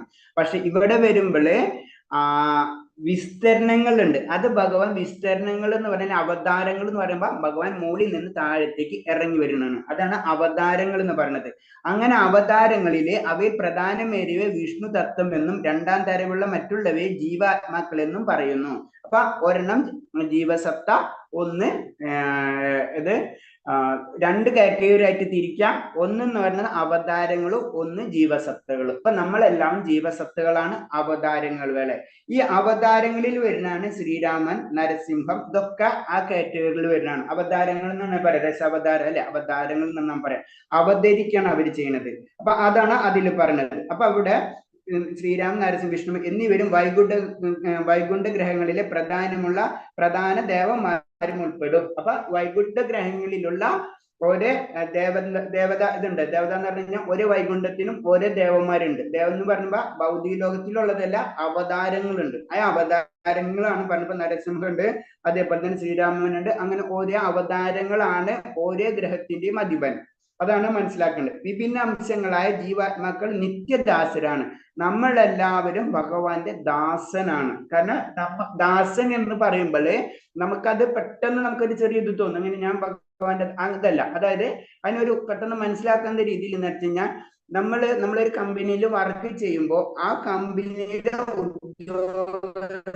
കമ്പനിയിലെ മാനേജർ അല്ലെങ്കിൽ കമ്പനിയിലെ ഓണർ സന്തോഷിക്കുമ്പോൾ നമുക്ക് സന്തോഷം കിട്ടും അല്ലെ. അതായത് എന്താ, നമുക്ക് അവിടെ ജോലി ചെയ്യാൻ കുറച്ചും കൂടെ ഈസി ആയിരിക്കും. നമുക്ക് സാമ്പത്തികമായിട്ടുള്ള കാര്യങ്ങൾ ആ വ്യക്തി ചെയ്തു തരും അല്ലെ. അപ്പൊ എന്താണ്, അവിടെ ആ വ്യക്തി സന്തോഷിക്കുമ്പോൾ നമ്മ സന്തോഷിക്കും. ഇതേപോലെ തന്നെ ഭഗവാൻ സന്തോഷിക്കുമ്പോൾ നമ്മ സന്തോഷിക്കുകയുള്ളൂ. കാരണം ഭഗവാന്റെ അംശമാണ് നമ്മൾ. അതാണ് പറഞ്ഞത് നമ്മ ഭഗവാന്റെ നിത്യദാസനാണ് എന്ന് പറയുന്നത്. ഭഗവാന്റെ സ്വാംശങ്ങൾക്ക് വ്യക്തിപരമായ ദൈവഭാവം എല്ലായ്പ്പോഴും ഉണ്ട്. ദൈവഭാവം നമുക്കുണ്ട്. അപ്പൊ എല്ലാവരും ഉള്ളിൽ ദൈവത്തിന്റെ അംശമുണ്ട്. കാരണം ഭഗവാൻ നമ്മുടെ അംശം, നമ്മൾ ഭഗവാന്റെ അംശമാണെങ്കിൽ നമുക്ക് ദൈവികമായിട്ടുള്ള ഒരു ഭാവം എപ്പോഴും ഉണ്ട്. അതാണ് നമ്മുടെ വ്യക്തിത്വം. അംശങ്ങൾ എന്ന നിലയിൽ ജീവാത്മാക്ക് ഭഗവാന്റെ ഗുണാംശങ്ങളെ ഉൾക്കൊള്ളുന്ന അവയിലൊന്നാണ് സ്വാതന്ത്ര്യം. അപ്പൊ എന്തുകൊണ്ടാണ് നമുക്ക് നമ്മുടെ ഇഷ്ടത്തിന് ജീവിക്കാൻ കഴിയുന്നത് എന്ന് വെച്ച് കഴിഞ്ഞാൽ ഭഗവാന്റെ അംശമാണ് നമ്മൾ. അപ്പൊ ഭഗവാൻ എത്ര ഇൻഡിപെൻഡന്റ് ഉണ്ടോ അതേപോലെ തന്നെ നമുക്കുണ്ട്. പക്ഷെ ഭഗവാന്റെ അത്ര സ്വാതന്ത്ര്യം ഇല്ലെങ്കിലും നമുക്ക് സ്വാതന്ത്ര്യമുണ്ട്. ആ സ്വാതന്ത്ര്യം നമുക്ക് ഏത് രീതിയിലും വിനിയോഗിക്കാം. അവിടെയാണ് പോയിന്റ്. നമുക്ക് ഏത് രീതിയിൽ നമുക്ക് വിനിയോഗിക്കാം. ആ വിനിയോഗിക്കുന്ന രീതി അനുസരിച്ച് നമ്മൾ ഒരു കുട്ടീനെ പഠിക്കാൻ പറഞ്ഞു വിട്ട് കഴിഞ്ഞു കഴിഞ്ഞാൽ ആ കുട്ടിക്ക് അത് പഠിക്കാം എന്നതാണ് കാര്യം. എന്നത് പറഞ്ഞ പോലെ തന്നെ പക്ഷെ നമ്മൾ ഉപദേശങ്ങൾ ആ കുട്ടിക്ക് പറഞ്ഞു കൊടുക്കും, അല്ലെ, ഇങ്ങനെ ചെയ്യട്ടെ, ഇങ്ങനെ ചെയ്യണം, ഇങ്ങനെ ചെയ്യണമെന്ന്. അത് ചെയ്യാതിരിക്കുക എന്നുള്ള ആ കുട്ടിയുടെ കടമയാണ്.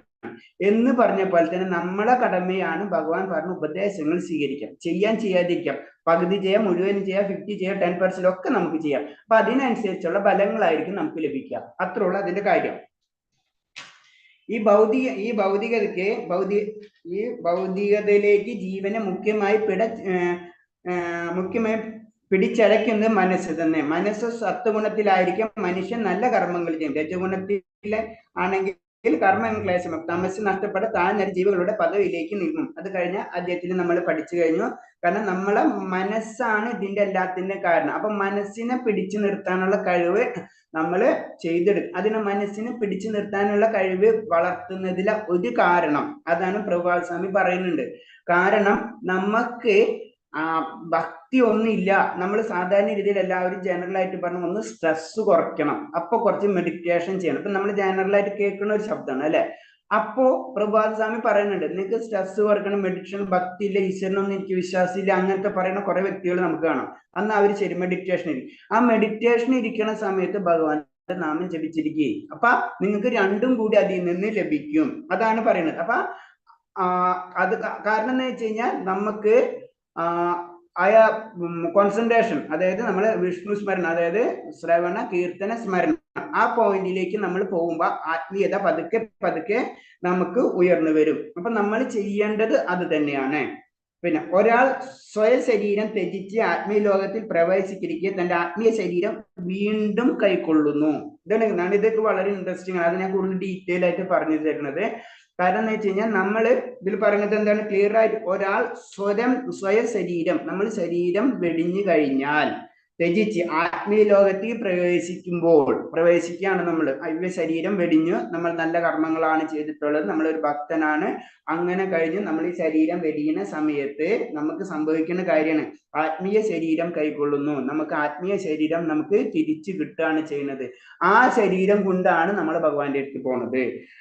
കൈകൊള്ളുന്നു. അതിലിരുന്നു കൊണ്ട് അയാൾക്ക് പരമപുരുഷനെ മുഖത്തോട് മുഖം കാണാനും സംബന്ധിക്കാനും അദ്ദേഹത്തെ ശരിക്കും മനസ്സിലാക്കാനും കഴിയും. ഒരു ആത്മീയ ശരീരം, അതാണ് നമ്മുടെ ശരീരം. അത് അതിന്റെ ചുറ്റുപാടുള്ള ബാക്കിയുള്ള സാധനം നമ്മൾ കളയാണ് ചെയ്യുന്നത്. നമ്മൾ പൊളിക്കാന്ന് പറയില്ല, പൊളിച്ച് നമ്മൾ പുറത്തേക്ക് വരികയാണ് ചെയ്യുന്നത്. അതാണ് ശരിക്കും ആത്മസാക്ഷാത്കാരം എന്ന് പറഞ്ഞത്. അങ്ങനെ വരുന്ന സമയത്താണ് നമുക്ക് ഭഗവാനെ കാണാനും സംവദിക്കാനും അദ്ദേഹത്തെ ശരിക്കും മനസ്സിലാക്കാനും കഴിയുന്നത്. പിന്നെ ആധ്യാത്മിക ലോകങ്ങളിൽ എല്ലാവരും ഭഗവാന്റെ പോലെയുള്ള ശരീരമാണ്. അടുത്ത പോയിന്റ്, ഭഗവാന്റെ പോലുള്ള ശരീരമാണ് നമുക്കുള്ളത്. കാരണം എന്ന് വെച്ച് കഴിഞ്ഞാൽ ഭഗവാന്റെ അംശമാണ് നമ്മൾ. അത് നമ്മൾ തിരിച്ചറിയുകയും ബാക്കിയുള്ള മൂടുപടലങ്ങൾ എടുത്ത് കളയുകയാണ് ചെയ്യുന്നത്. അതാണ് ഭഗവാന്റെ പോലെയുള്ള ശരീരമാണ്. ശരീരഘടനയിൽ വിവിധ വിഷ്ണുമൂർത്തികളും ജീവാത്മാക്കളും തമ്മിൽ വ്യത്യാസമില്ല. അതാണ്, ജീവാത്മാക്കളായാലും ഭഗവാന്റെ അംശമാണ്. അതേപോലെ തന്നെ വിവിധ വിഷ്ണുമൂർത്തികളും ഭഗവാന്റെ അവതാരണം, അല്ലെ. അപ്പൊ സത്യം പറഞ്ഞ രണ്ടും ഒന്ന് തന്നെയാണ്. അവിടെയാണ് ദ്വൈതവും അദ്വൈതവും കയറി വരുന്നത്. അപ്പൊ രണ്ടും ഒന്ന് തന്നെ അല്ലേ? രണ്ടും ഒന്ന് തന്നെ, രണ്ടും വെവ്വേറെയാണ്. അതാണ് ഭേദ തത്വം എന്ന് പറയുന്നത്. അപ്പൊ അത് നമുക്ക് ഒരു കാര്യത്തെ തന്നെ രണ്ടായിട്ട് അതാണ് ചൈതന്യ മഹാപ്രഭു കൊണ്ടുവന്നിട്ടുള്ളത്. രണ്ടും ഒന്നാണ്, രണ്ടും വ്യത്യസ്തമാണ്. അതാണ് ആ ശക്തി. ഒരു തരത്തിൽ പറഞ്ഞ മുക്തജീവന് ബഹുകാരുണ്യേക്കാൾ ഒരു ആത്മീയ ശരീരം ലഭിക്കുന്നു. അപ്പൊ മുക്തനായ ജീവന് നമുക്ക് ഒരു ആത്മീയ ശരീരം നമുക്ക് ലഭിക്കുന്നു. ഈ ആത്മീയ ശരീരം ഉണ്ടായാലേ നമുക്ക് ആത്മീയ ലോകത്തിലേക്ക് കടക്കാൻ കഴിയുള്ളൂ. ഹരേ കൃഷ്ണ. അടുത്ത ശ്ലോകം 8-ാമത്തെ.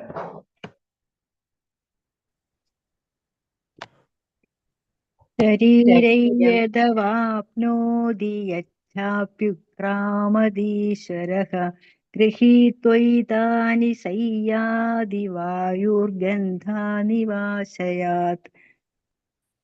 ഭൗതിക ലോകത്തിലെ ജീവസത്ത കാറ്റ് ഗന്ധങ്ങളെ എന്ന പോലെ ജീവിത സങ്കല്പങ്ങളെ ഒരു ശരീരത്തിൽ നിന്നും മറ്റൊന്നിലേക്ക് കൊണ്ടുപോകുന്നു. അങ്ങനെ ഒരു തരത്തിലുള്ള ശരീരം ഉപേക്ഷിച്ച് മറ്റൊരു തരത്തിലുള്ള ശരീരം സ്വീകരിക്കുന്നു. ഹരേ കൃഷ്ണ. ഹരേ കൃഷ്ണ. അപ്പൊ ശരീരം യത്വാപ്നോതി യച്ഛാപ്യുത കാമദീശ്വര ഗൃഹദൈത്താനി സംയാതി വായുർഗന്ധാനി വാശയാത്. ഭൗതിക ലോകത്തിലെ ജീവസത്ത, അതായത് നമ്മൾ കാറ്റ് ഗന്ധങ്ങൾ എന്ന പോലെ ജീവിത സങ്കല്പങ്ങളെ ഒരു ശരീരത്തിൽ നിന്ന് മറ്റൊന്നിലേക്ക് കൊണ്ടുപോകുന്നു. അങ്ങനെ ഒരു ശരീരത്തിലുള്ള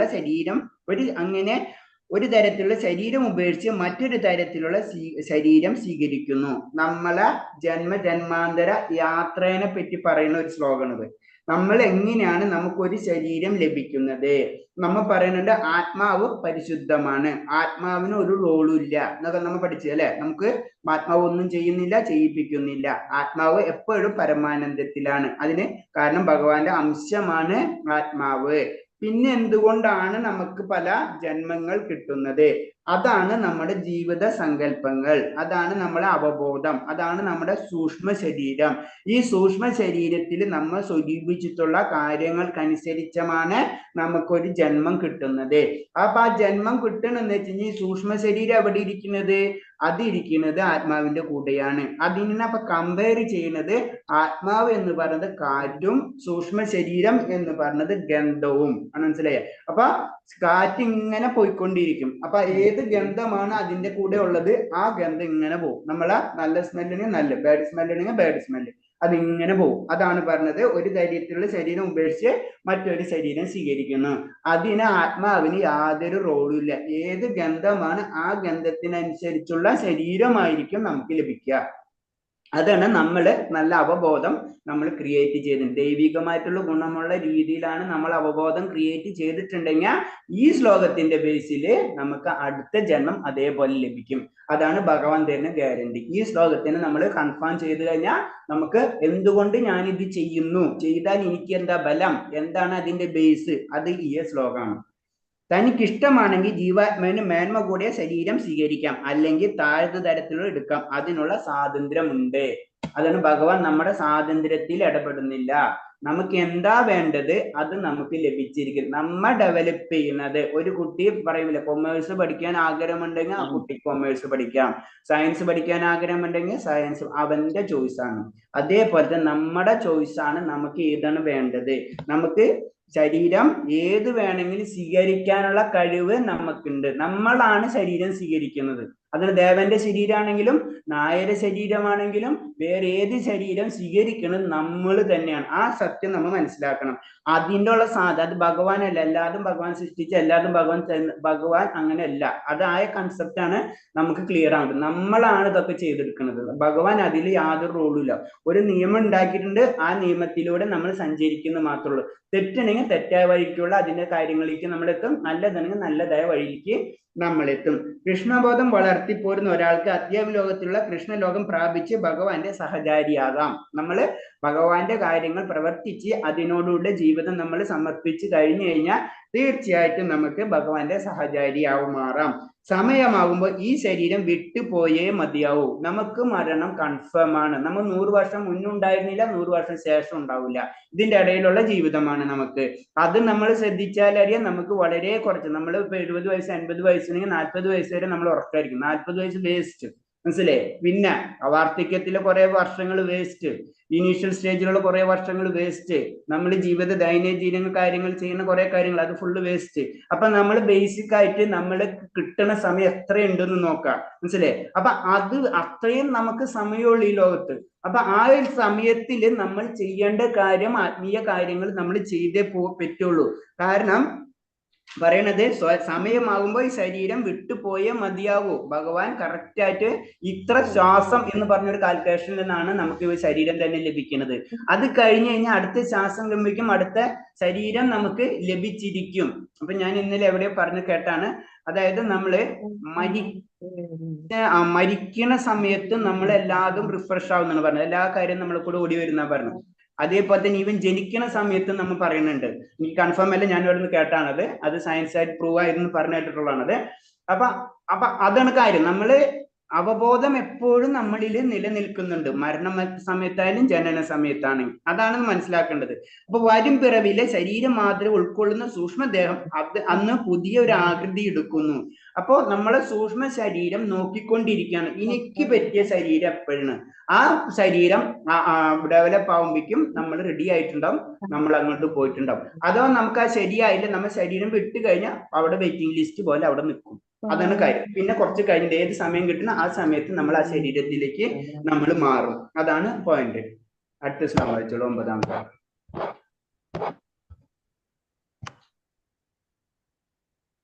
ഹരേ കൃഷ്ണ. ശ്രോത്രം ചക്ഷുസ്പർശനം ച രസനം ഘ്രാണമേവ ച അധിഷ്ഠായ മനശ്ചായം വിഷയാനുപസേവതേ. ഇപ്രകാരം മറ്റൊരു സ്ഥൂല ശരീരം കൈക്കൊള്ളുന്ന ജീവസത്ത മനസ്സിനിണങ്ങിയ അഞ്ചിന്ദ്രിയങ്ങൾ കണ്ണ്, ചെവി, നാക്ക്, മൂക്ക്, ത്വക്ക് എന്നിവ സ്വീകരിക്കുകയും അവയിലൂടെ ഒരു കൂട്ടം ഇന്ദ്രിയ വിഷയങ്ങളെ ആസ്വദിക്കുകയും ചെയ്യുന്നു. ഹരേ കൃഷ്ണ. ഹരേ കൃഷ്ണ. അങ്ങനെ നമ്മൾ വേറൊരു ശരീരം സ്വീകരിച്ചു. അങ്ങനെ സ്വീകരിച്ചു കഴിഞ്ഞിട്ടുള്ള കാര്യങ്ങളാണ് പറഞ്ഞത്. ഇപ്രകാരം മറ്റൊരു സ്ഥൂല ശരീരം, നമുക്കറിയാം പഞ്ചഭൂത നിർമ്മിതമായ ശരീരം, അതായത് പ്രകൃതിയുടെ പാർട്ടുകൾ, അതാണ് നമ്മുടെ ശരീരം അല്ലെ. ആ ശരീരം കൈകൊള്ളുന്ന ജീവസത്ത മനസ്സിനിണങ്ങിയ, അപ്പൊ നമ്മളെ മനസ്സിനിണങ്ങിയ നമുക്ക് അത് ചില വ്യക്തികൾക്ക് ചില ജീവജാലകൾക്ക് കണ്ണിന് ഭയങ്കര പവർഫുൾ ആയിരിക്കും, ചിലക്ക് ചെവിക്ക് പവർഫുൾ ആയിരിക്കും. അതാണ് മനസ്സിനിണങ്ങിയ, നമ്മളെ മനസ്സാണ് ഇതൊക്കെ കൊണ്ടുവന്നിട്ടുള്ളത്. അപ്പൊ ആ സമയത്ത് എനിക്ക് കണ്ണിനിണങ്ങിയ കാര്യമായിരിക്കണം വേണ്ടത്. ആ സമയത്ത് ഏതാണ് ഇഷ്ടമുള്ളത് അതിനനുസരിച്ച് അത് അങ്ങോട്ട് എടുക്കുകയാണ് ചെയ്യുന്നത്. ആ ശരീരം അതിനനുസരിച്ച് നമ്മൾ തന്നെ സെലക്ട് ചെയ്യാനാണ്. അത് കഴിഞ്ഞു സ്വീകരിക്കും, അവയിലൂടെ ഒരു കൂട്ടം ഇന്ദ്രിയ വിഷയങ്ങളെ ആസ്വദിക്കുകയും ചെയ്യുന്നു. ഭൗതിക ലോകത്തിൽ നമുക്കറിയാം ഇന്ദ്രിയ വിഷയങ്ങളാണ് അതിൽ ആസ്വദിക്കുക. അപ്പൊ കണ്ണുകൊണ്ട് ആസ്വദിക്കേണ്ട കാര്യമാണ് കണ്ണിന് പവർഫുൾ ഉള്ള കാര്യങ്ങളായിരിക്കും കിട്ടുക, നാവുണ്ടെങ്കിൽ നാവിന് പവർഫുൾ ആയിട്ടുള്ള കാര്യങ്ങളായിരിക്കും കിട്ടുക. അതനുസരിച്ച് ജീവിതം അങ്ങനെ പോയിക്കൊണ്ടിരിക്കുക എന്നാണ് പറയുന്നത്. അപ്പൊ ഈ അവബോധം, അപ്പൊ അതാണ് നമ്മുടെ അവബോധം എന്ന് പറഞ്ഞാണ് ഇതിന്റെ എല്ലാത്തിന്റെ കാരണം. ഈ അവബോധം നമ്മൾ ക്ലിയർ ചെയ്തിട്ടുണ്ട്. അതാണ് സൂക്ഷ്മ ശരീരത്തെ നമ്മൾ ക്ലിയർ ചെയ്യണം. മനസ്സ്, ബുദ്ധി, മിഥ്യാഹങ്കാരം, ഇതിനെയാണ് നമ്മൾ ക്ലിയർ ചെയ്ത് കൊണ്ടുവരുന്നത്. അത് ശരിക്കും ഇനീഷ്യൽ സ്റ്റേജിൽ ഫസ്റ്റ് ലെവലിൽ അത് പരിശുദ്ധമായിരിക്കും എന്നാ പറയുന്നത്. ആ പരിശുദ്ധത്തിൽ നമ്മൾ പതുക്കെ എന്നാൽ ഏതെങ്കിലും നിറം ചേർത്താൽ വെള്ളം പോലെ ആ നിറത്തിലാകുന്നു. നമ്മൾ എന്ത് അവബോധമാണ് അതിലേക്ക് കൊടുക്കുന്നത് അതിനനുസരിച്ച് അതിന്റെ നിറം മാറ്റം വന്നുകൊണ്ടിരിക്കുന്നു. ഭൗതിക ഗുണങ്ങളുടെ സമ്പർക്കത്തിലാണ് അവബോധത്തിന് മാറ്റം വരുന്നത്. യഥാർത്ഥ ബോധം കൃഷ്ണാവബോധമാണ്. യഥാർത്ഥ ബോധം എന്ന് പറഞ്ഞാൽ നമ്മളെ ആത്മാവ് പരിശുദ്ധമുള്ള പോലെ തന്നെ നമ്മുടെ സൂക്ഷ്മ ശരീരവും പരിശുദ്ധമാണ്. പക്ഷെ നമ്മൾ ചെന്ന് ഭൗതിക ലോകത്തിൽ ഏത് ലോകത്തിനോടാണ് കണക്ട് ചെയ്യണത് അതിനനുസരിച്ച് നമുക്ക് മാറ്റങ്ങൾ നമുക്ക് വന്നുകൊണ്ടിരിക്കും. അതാണ് നമ്മൾ എപ്പോഴും സാധു സംഘം, നമ്മൾ എപ്പോഴും നല്ല വ്യക്തികൾ എന്ന് പറഞ്ഞു കഴിഞ്ഞാൽ ആത്മീയമായിട്ട് ഉന്നമനമുള്ള വ്യക്തികളോട് കൂടി എപ്പോഴും കോണ്ടാക്ട് ചെയ്തിരിക്കണം എന്ന് പറയുന്നത്. കാരണം നമ്മൾ അവബോധം അതിനനുസരിച്ച് മാറിക്കൊണ്ടിരിക്കും. നമ്മൾ സിമ്പിൾ ആയിട്ട് അല്ലെങ്കിൽ നമുക്ക് ജനറൽ ആയിട്ടും ഭൗതിക ലോകത്തെ കാര്യങ്ങൾ അറിയാം അല്ലെ. നമ്മൾ നെഗറ്റീവ് ആയിട്ടുള്ള ആൾക്കാരെ കൂടെ കൂടുതൽ കണക്ട് ചെയ്ത് കഴിഞ്ഞാൽ നമ്മൾ പതുക്കെ നെഗറ്റീവ് ആയിക്കൊണ്ടിരിക്കും. അത് നമുക്ക് ശ്രദ്ധിച്ചാൽ അറിയാം. ഇത് തന്നെയാണ് ആത്മീയ കാര്യത്തിൽ നമ്മൾ ആത്മീയ കാര്യങ്ങൾക്ക് മുൻഗണന കൊടുക്കുന്ന ഗ്രൂപ്പോ സംഘടനയോ അല്ലെങ്കിൽ വ്യക്തികളോ അവരായിട്ട് കൂടുതലായിട്ട് കണക്ട് ചെയ്യുമ്പോൾ ഓട്ടോമാറ്റിക് ആയിട്ട് നമുക്ക് ആത്മീയമായിട്ടുള്ള ഒരു ബന്ധം നമുക്കും വരും. നമ്മൾ പറയുന്നത് 2 ദിവസം മുന്നേ പറയും, നമ്മൾ ക്ഷേത്രങ്ങളിൽ ദർശനത്തിന് പോകുന്ന സമയത്ത് ഞാൻ പറഞ്ഞു കൂടുതൽ ഗ്രൂപ്പായിട്ട് പോകുമ്പോൾ നമ്മൾ ആചാര്യ അവരെ കൂടെ പോകാൻ ശ്രമിക്കുക. കാരണം എന്ന് വെച്ച് കഴിഞ്ഞാൽ ഭഗവാനെ സംബന്ധിച്ച് ഭക്തന് ഏറ്റവും പ്രിയപ്പെട്ടവനാണ് അല്ലെ. അപ്പൊ നമ്മൾ പോണ ഗ്രൂപ്പിൽ നമ്മളെ ഭാഗ്യം കൊണ്ട് ചിലപ്പോ ഏതെങ്കിലും ഒരു ഭക്തൻ അതിലുണ്ടായിന്ന് വരാം. ആ ഭക്തനെ കാണാൻ ഭഗവാൻ ആഗ്രഹിച്ച് നിൽക്കായിരിക്കും. മനസ്സിലായി? ഭക്തന് നമ്മളെ കാണാനല്ല, ഭക്തനെ കാണാനാണ് ഭഗവാൻ ഇരിക്കുന്നത് പറയുന്നത്. അപ്പൊ ആ ഭക്തനെ കാണാൻ ഭഗവാൻ ഇരിക്കുന്ന സമയത്ത് നമ്മൾ ആ ഭക്തനെ കൂടെ പോണെങ്കിൽ നമ്മളെ കാണാനല്ല ഭഗവാൻ, ആ ഭക്തനെ കാണുന്ന കെയർ ഓഫിൽ നമുക്കും ഭഗവാനെ കാണാൻ കഴിയും. ഭഗവാനാണത്. അത് നമുക്ക് നമ്മൾ നിൽക്കും നമ്മളെ രീതിയിൽ അത് ഭഗവാനായിട്ട് നമ്മൾ പറയുന്നുണ്ടെങ്കിലും അത് കല്ലുകൊണ്ടോ മരം കൊണ്ടോ ഉണ്ടാക്കിയാണ്. പക്ഷെ അത് ഭഗവാനാണ്. അത് ഒരു ഭക്തന് മാത്രമേ കാണാൻ കഴിയുള്ളൂ. ആ ഭക്തന് മാത്രമേ അത് ഭഗവാനായിട്ട് കാണാൻ കഴിയുള്ളൂ. ഭഗവാന് മാത്രമേ ആ വരുന്ന ഭക്തനെ മനസ്സിലാക്കാൻ കഴിയുള്ളൂ.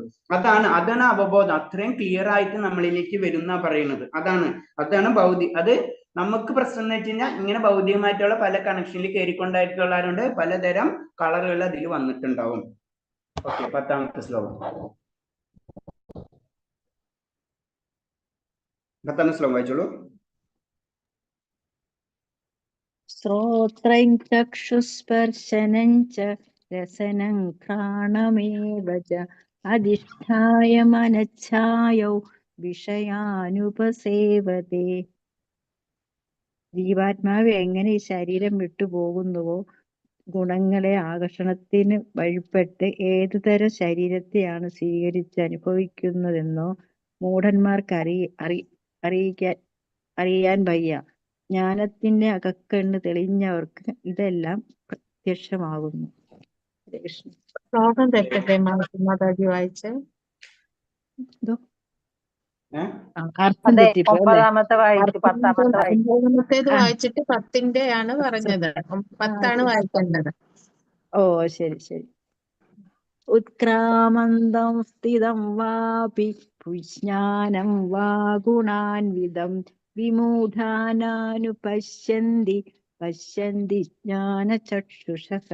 ജീവാത്മാവ് ഈ ശരീരം വിട്ടുപോകുന്നുവോ, ഗുണങ്ങളുടെ ആകർഷണത്തിന് വഴിപ്പെട്ട് ഏതുതരം ശരീരത്തെയാണ് സ്വീകരിച്ചിരിക്കുന്നതെന്നോ മൂഢന്മാർക്ക് അറിയാൻ വയ്യ. ജ്ഞാനത്തിന്റെ അകക്കണ്ണ് തെളിഞ്ഞവർക്ക് ഇതെല്ലാം പ്രത്യക്ഷമാകുന്നു. ഹരേ കൃഷ്ണ. ഹരേ കൃഷ്ണ. ഇപ്പൊ ഇതിൽ പറഞ്ഞത് ജ്ഞാന ചക്ഷുഷ, ജ്ഞാനത്തിന്റെ കണ്ണ് അല്ലെ, അതാണ് ഇതിൽ ഇമ്പോർട്ടന്റ്. ജീവാത്മാവിന് എങ്ങനെ ശരീരം വിട്ടുപോകുന്നുവോ, ഗുണങ്ങൾ ആകർഷണത്തിൽ വഴിപ്പെട്ട് ഏത് ശരീരം ാണ് സ്വീകരിച്ച് ഉപയോഗിക്കുന്നത് എന്ന് മൂഢന്മാർക്ക് അറിയില്ല. ജ്ഞാനത്തിന്റെ അകക്കണ്ണ് തെളിഞ്ഞവർക്ക് ഇതെല്ലാം പ്രത്യക്ഷമാകുന്നു. ഭക്തന്മാർക്കറിയാം അടുത്ത ശരീരം എന്താണ് ലഭിക്കാൻ പോണെന്ന്.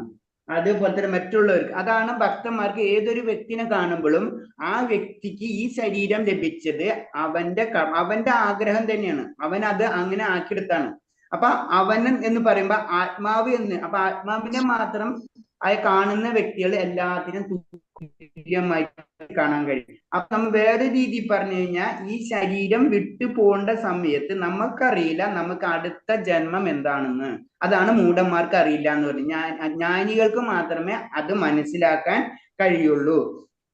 പിന്നെ ഈ ജീവൻ തന്റെ ശരീരം വിട്ടുപോകുന്ന എങ്ങനെയെന്നോ, വരും പിറപ്പിൽ ഏതൊരാകൃതിയിൽ ജനിക്കുമെന്നോ, എന്തുകൊണ്ടാണ് ഇന്നത്തെ ശരീരത്തിൽ ജീവിക്കാൻ ഇടയായതെന്നോ ജ്ഞാനമില്ലാത്ത ഒരാൾക്ക് അറിയാൻ കഴിയില്ല. എന്തുകൊണ്ടാണ് ഈ ശരീരം നമുക്ക് ലഭിച്ചതും, നമുക്ക് ഈ ശരീരം വിട്ട് കഴിഞ്ഞാൽ അടുത്ത ശരീരം എന്ത് ശരീരമാണ് നമുക്ക് ലഭിക്കുമെന്നും ഒരു ജ്ഞാനമില്ലാത്ത വ്യക്തികൾക്ക് അറിയില്ല. അപ്പൊ നമ്മളെ പോലെയുള്ളവർക്ക് ഇത് നമുക്ക് അറിയില്ല. അതാണ് അജ്ഞാനം എന്ന് പറഞ്ഞത്. അത് അകക്കണ്ണ് തെളിഞ്ഞവർക്ക്, ജ്ഞാനം ലഭിച്ചവർക്ക് അത് മനസ്സിലാവുള്ളൂ. ആ ജ്ഞാനമാണ് കൃഷ്ണ അവബോധം എന്ന് പറഞ്ഞത്. ഭഗവാനെ പറ്റിയിട്ടുള്ള അവബോധം നമ്മൾ കൊണ്ടുവന്നാലേ നമുക്കിത് മനസ്സിലാവുള്ളൂ. അപ്പോഴോ നമ്മൾ അതിനനുസരിച്ച് പ്രതികരിക്കാൻ തുടങ്ങും, നമ്മളുടെ ഉള്ളിലേക്ക് പോവുകയും ചെയ്യും. പ്രത്യേകം നമ്മൾ സാധാരണ രീതിയിൽ നമുക്ക് നടക്കുന്ന കാര്യമാണ് പറയുന്നത്.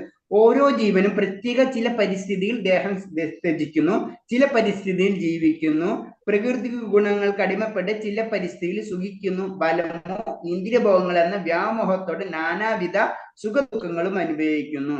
വ്യാമോഹമാണ്, ഇല്ലാത്തതാണ്. മനസ്സിലായി? അതാണ് ശരി എന്ന് വിചാരിക്കുന്നത്. ഇപ്പൊ നമ്മുടെ നാട്ടിൽ ഡ്രഗ്സ് ഉപയോഗിക്കുന്ന പിള്ളേരൊക്കെ ഉണ്ട് അല്ലെ, പല രീതിയിൽ നമുക്ക് അറിയാവുന്നതാണ്.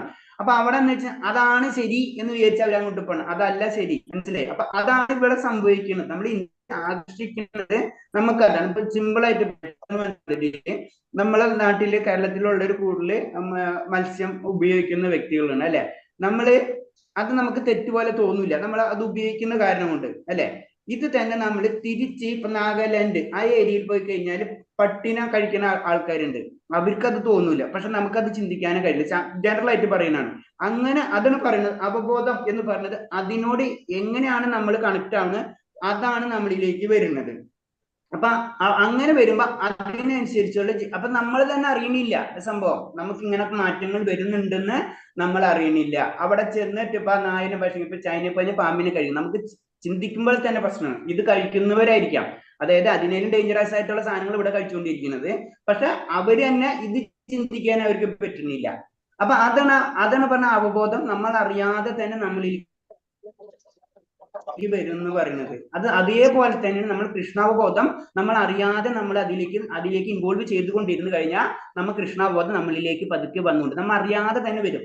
അതാണ് നമ്മൾ പറഞ്ഞത്, നമ്മൾ സർവീസ് ചെയ്യുക, ഭഗവാന്റെ കാര്യങ്ങൾ ചെയ്തുകൊണ്ടിരിക്കുക, ഇങ്ങനൊക്കെ ചെയ്തുകൊണ്ടിരിക്കുമ്പോൾ നമ്മൾ അറിയാതെ തന്നെ നമ്മുടെ ഉള്ളിലേക്ക് വന്നുകൊണ്ടിരിക്കും.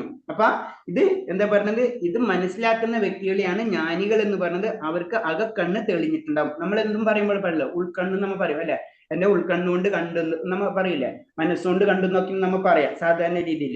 അത് തന്നെയാണ് ഇവിടെ പറയുന്നതും. ഇത് നമുക്കറിയാം, പുരുഷോത്തമ യോഗം സാധാരണ രീതിയിൽ മരണസമയത്ത് വായിക്കുന്നതിൻ്റെ ഉള്ള കാരണങ്ങൾ ഇപ്പൊ നിങ്ങൾക്ക് മനസ്സിലായിട്ടുണ്ടാവും. സാധാരണ പുരുഷോത്തമ യോഗം ചിലപ്പോൾ മരണസമയത്ത് വീട്ടിലൊക്കെ വായിക്കുന്നത് കേട്ടിട്ടുണ്ട്. അപ്പൊ അവിടെ കാരണം ഇതാണ്, കാരണം ഇതിലാണ് വർണ്ണനകളുള്ളത്, ഭഗവാന്റെ ലോകത്തെ പറ്റി വർണ്ണിക്കുന്നുണ്ട്. അപ്പൊ നമ്മൾ തന്നെ ഭഗവാന്റെ ലോകത്തിലേക്ക് ആക്കി പോകണം. പിന്നെ എന്തുകൊണ്ടാണ് ഈ ശരീരം മാറുന്നതിന് കാരണമുണ്ട്. അപ്പൊ ഈ ശരീരം നല്ലൊരു ശരീരം ആ വ്യക്തിക്ക് കിട്ടട്ടെ എന്ന് നമ്മൾ ഉള്ളുകൊണ്ട് പ്രാർത്ഥിക്കണാണിത് പറയുന്നത്. അടുത്ത ശ്ലോകം 11 വായിച്ചുള്ളൂ.